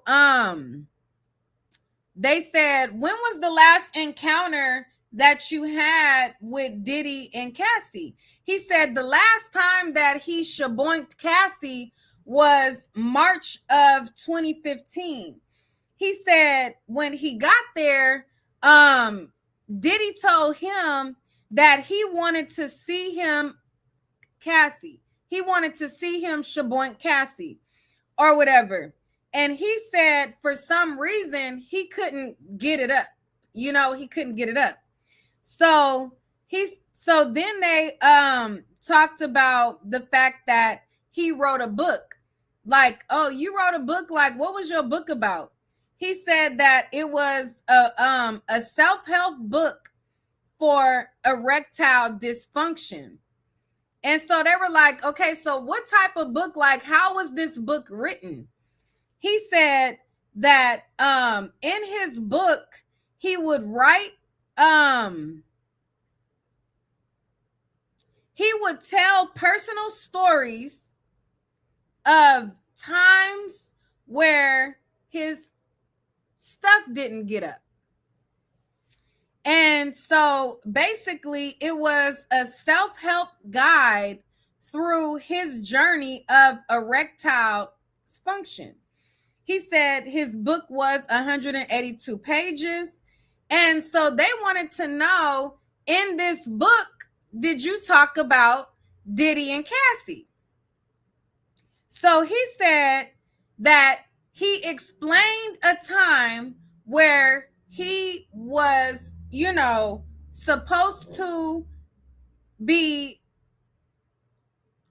doing Cassie, but his thing didn't work. But he said in his book, he didn't name them as Diddy and Cassie. He did, how people do where they tell a story, but like, I'm talking about you, but I don't say your name. So he said in his book, he referred to Cassie and Diddy as a married wealthy couple that were like a powerful, rich married couple. But he didn't name them Diddy and Cassie, but he was talking about Diddy and Cassie in the book.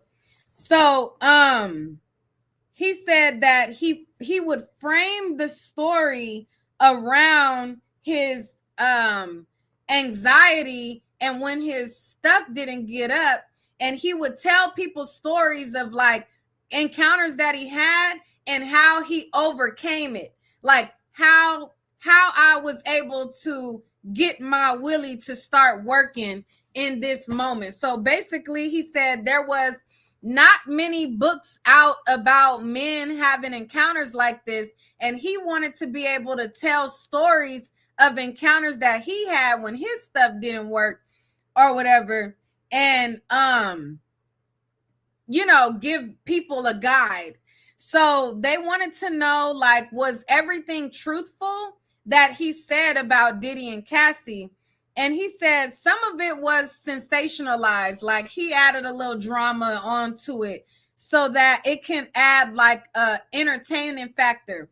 So he said in his book there's highs and lows, and so in order to like get to the low point of his stuff not working, he had to have like an entertaining point that would connect, go from like something cool happening to him, and then in this cool experience, his stuff suddenly didn't work. So, you know, he added a little drama, a little pizzazz to the stories. So that was that for the prosecution. So then Diddy's lawyer came up. It was a black guy by the name of Mr. Donaldson. So right out the gate, when Diddy's lawyer came up, he was like, "What's the name of your book?" I'm like, not them knowing that people gonna report, you know, about this. And he want the specifics because the prosecution, they brought up his book, but they didn't bring up what the name of his book was. So Diddy's lawyer wanted him to tell the name of the book. So he said the title of his book was In Search of Freezer Meat. That's the name of his book. In Search of Freezer Meat. And so they wanted to know how many pages did he talk about Diddy and Cassie in his book. He said that out of the 182 pages in his book, 6 pages are about Diddy and Cassie. And he said he like played on the aspect of them being a powerful, rich couple. And he said that basically he had an encounter with them, and basically Diddy's lawyer wanted him to confirm that you didn't start getting your stuff not working because of Diddy and Cassie, right? And then he was like, oh yeah, like, you know, my wiener was having issues before I got up with them.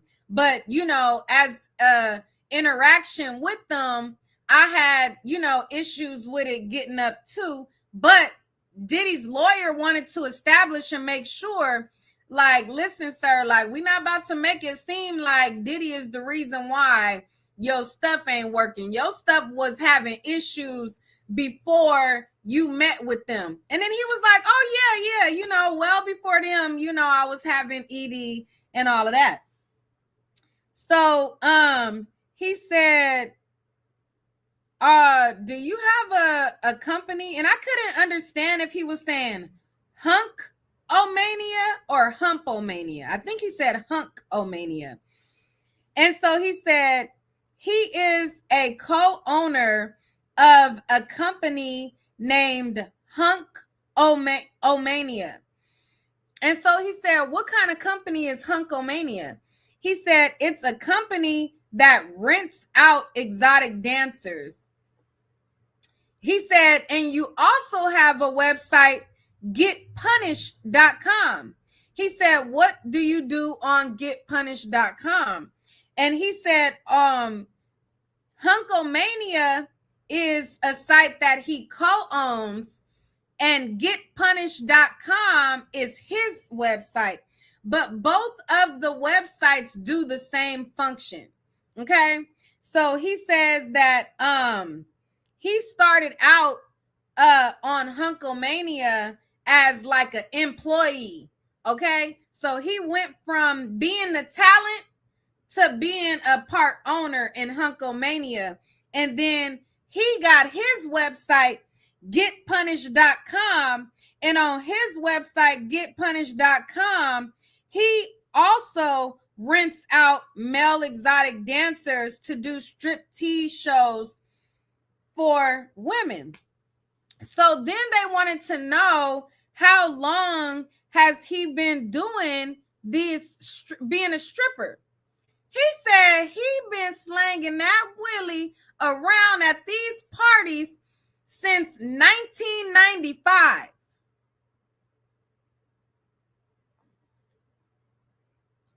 So they wanted to know, so when you normally are doing these parties, what you doing?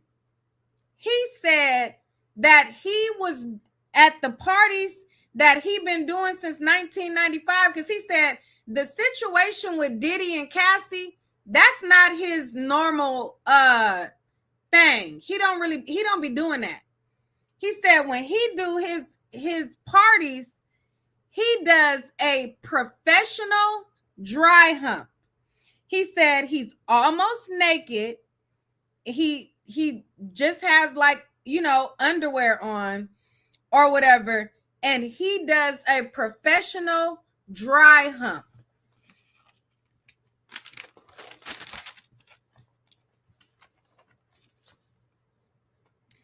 So then they wanted to know,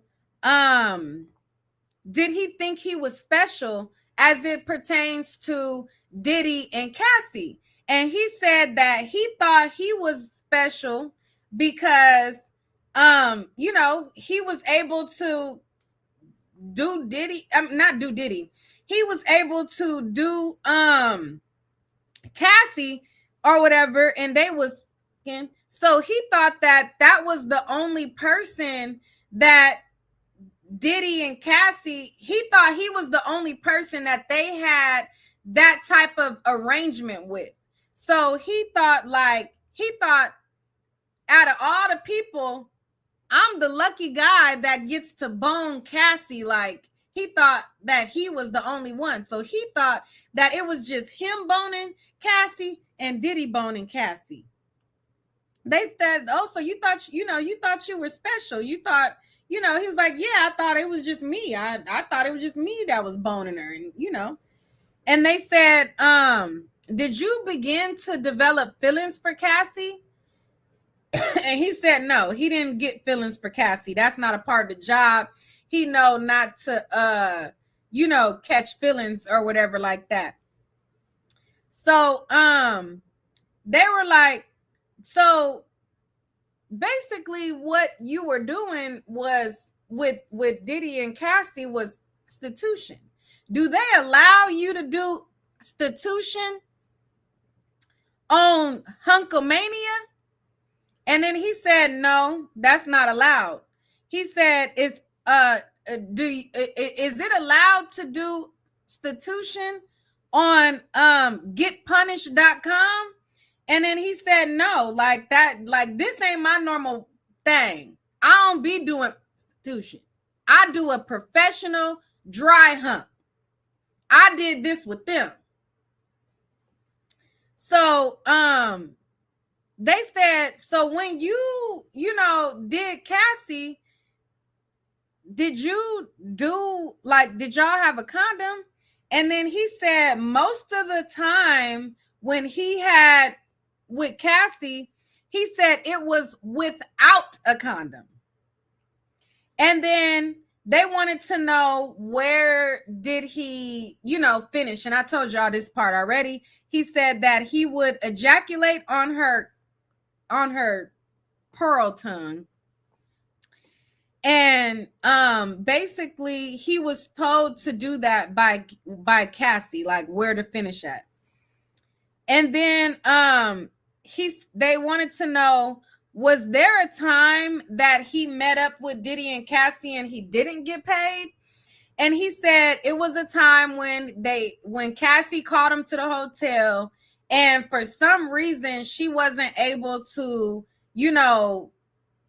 link with him. So basically they canceled and paid, or Cassie canceled and paid him $500. So then they wanted to know, whenever he would meet up with Cassie, did she appear to be under the influence? Like, did she appear to be on drugs? Did she appear to be under the influence? And he said no, she did not appear to be on drugs. Then they wanted to know, did Diddy appear to be on drugs? And they said no, he didn't appear to be on drugs either. So then it was time for recross, and the government went up, the prosecution went up, and they said the first time Cassie appeared to really be enjoying herself and you was giving her head, that was the first time he said that they had unprotected sex.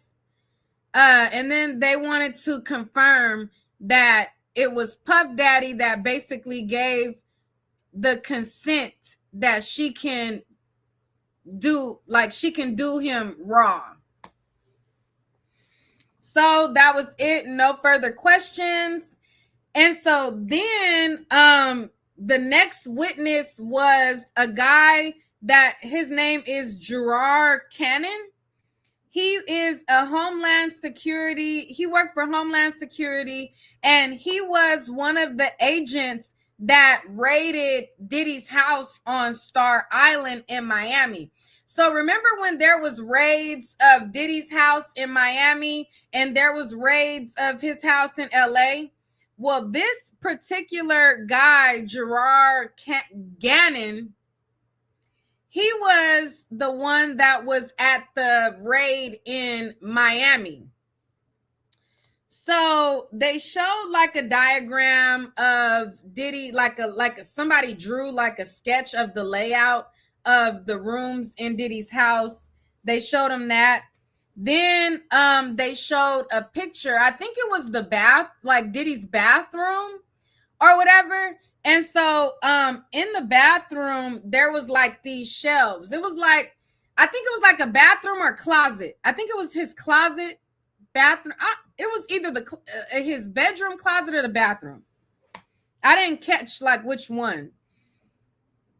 So then they showed him a picture of the shelves. So it was a wooden shelf. And so you know how shelves are, they have like the different rows or whatever with different stuff on them. And so they wanted him to explain what he saw on the shelves. So they zoomed in on a corner of the shelf, on one of the shelves at the bottom. So on the shelf was, it was like a whole roll of baby oil and a whole roll of Astroglide. So then on another part of the shelf, he had the section that it had the baby oil and the Astroglide, and then on a different shelf it had heels, like woman heels. And then I looked, I'm like, are those then also on the shelf it was adult toys. Okay, so one section had the baby oil and Astroglide. Then if you look up further, there was like some adult toys on the shelf. And then also on the shelf was AR-15 parts. So there was parts for two AR-15 rifles, but the rifles were not configured together. They were separated. So the top piece and the bottom piece were separated. So they called it the lower receiver and the upper receiver. And basically they say like the parts were separate, but if you connect them together, they make an AR-15 weapon. So they zoomed in on the different parts of the AR-15 and they showed where there was supposed to be a serial number. So on the two upper parts where the serial number was, they cut out the serial number. So like, I don't know if they used like, because it was, it's metal. So they used something to cut, like probably like welding material or whatever, like whatever they used to cut.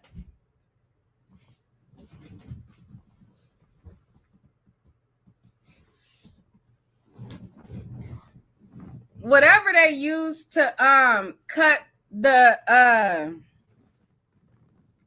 part, they it didn't have no serial number on there. Okay, so it wasn't scratched off, it was cut out. Okay, it wasn't scratched off, it wasn't fouled, it was literally cut out. Like it was a sliver that was cut into the metal and they cut it out. Ain't no Ain't no filed down, ain't no sawed off. It was cut. They cut into the gun. They cut it out. So they wanted to focus on that and zoom in that this was, they cut out the serial number or whatever. And so they were like, you know, the two parts were separate, but if you put them together, they you know, they make a whole. And then that was it for the day. So she said that that was a natural stopping point for the day. And he's going to continue going over the evidence that they found in his home. So that was the day. It was so much. It was so much going on. So that's why when I was outside the courtroom, I'm like, it was literally information overload. Like it was, you know, Cassie mom, and then it was the Punisher, and then it was the assistant, you know, all of them giving all of their accounts. And I'm just like, oh my God, this is just a lot to take in, you know, from all of these different people and all of this different stuff that was going on or whatever. And they came in and they had to roll in the evidence. So it's going to be much more evidence that they go through tomorrow that I guess we're going to find out the rest of the stuff that they found in this search of Star Island. So that's the day. Shout out to y'all for rocking with me. And remember, and I should have been shouting myself out, but these fans are available on my website. Okay, I put them on sale. Okay, so I put these fans on sale on my website. Definitely check my website out, www.niquelatnight.com. Get them before they sell out. They are going. Okay, you need these large fans because when you getting this information, it gets a little hot and heavy. Okay, and they do what they need to do. They get the job done. But y'all know that New York is expensive. Okay, so if y'all want to bless your girl with a Cash App, a Super Chat, or anything like that, y'all know y'all can do that on my Cash App, niquelaclaire, or in the chat. Thank you to Sabrina for the super sticker. I appreciate you so much. She said, great job, Nick. Thank you. Hopefully this was a much better and thorough. S. Rogers said, your recap was so thorough. Thank you. Yes, yesterday I was so tired. So today I'm able to, you know, give y'all a little bit more energy because yesterday was a lot. That was when I had flew in, came in, you know, all of those things are the things. But hopefully you guys enjoyed. I had fun talking to you guys. And I want to shout out again all of the YouTubers that are doing a thing. And shout out to Mel. I believe I gotta get his correct. I think he said it was Mel Run the World. Hold on. Let me get his thing again.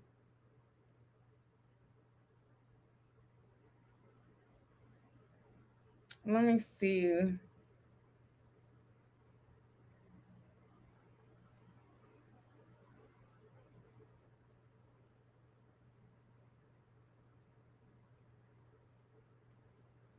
His Instagram is I am Mel Smith. I forget what his YouTube is. I think it's Mel Run the World. But yeah, so shout out to him. Shout out to Tisa. Shout out to Armand. Shout out to Denat. Shout out to Dennis Byron. Shout out to Make It Make Sense. Shout out to Infamous Sylvia. I forgot to specify her as well. She out there as well. I met her. She was nice. Everybody's been nice. Who else? It was a guy by the name of Uda. I met other people that are not YouTubers that say that they watch me. I met a girl, a lady, shout out to her.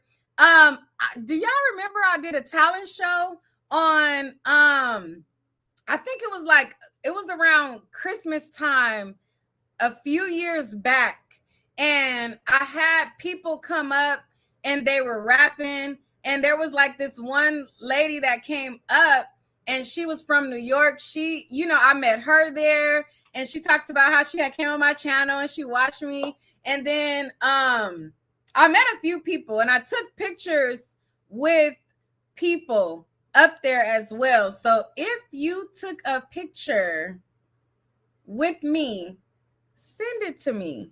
Okay? Send me the stuff. You said you saw Tisa interview me this morning. Are the lives up? Like, how does Snapchat Live work? Like, is it like saved on the page? How does it work? I don't know how. I'm such a granny, y'all. I was today years old when I found out that you could go live on Snapchat. So is it on her page? Can I go watch it? Y'all let me know. What y'all saying?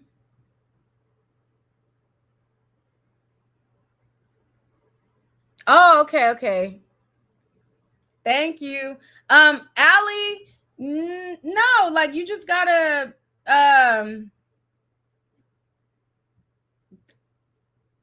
people with press have like more what is the word?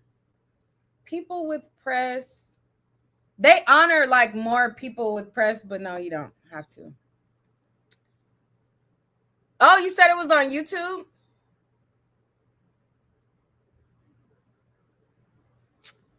I'm only gonna stay out here for the rest of the week. I'm going home, baby. But yeah, so thank y'all, and tell a friend. Make sure y'all share the live, like the live. Thank you, Allie. Make sure you share the live, like the live, and all of that. If you guys want, I'm gonna try to be more proactive and go live in the morning, and I'm gonna try to give y'all more updates. But the first day and everything, I was tired. Like, my body is still kind of like trying to get in the groove of things. So I'm gonna try to get more into the swing and give y'all more updates and all of the things. So I will catch y'all later. Hopefully you guys enjoy the coverage. I'm about to relax. I'm about to find me some food and relax.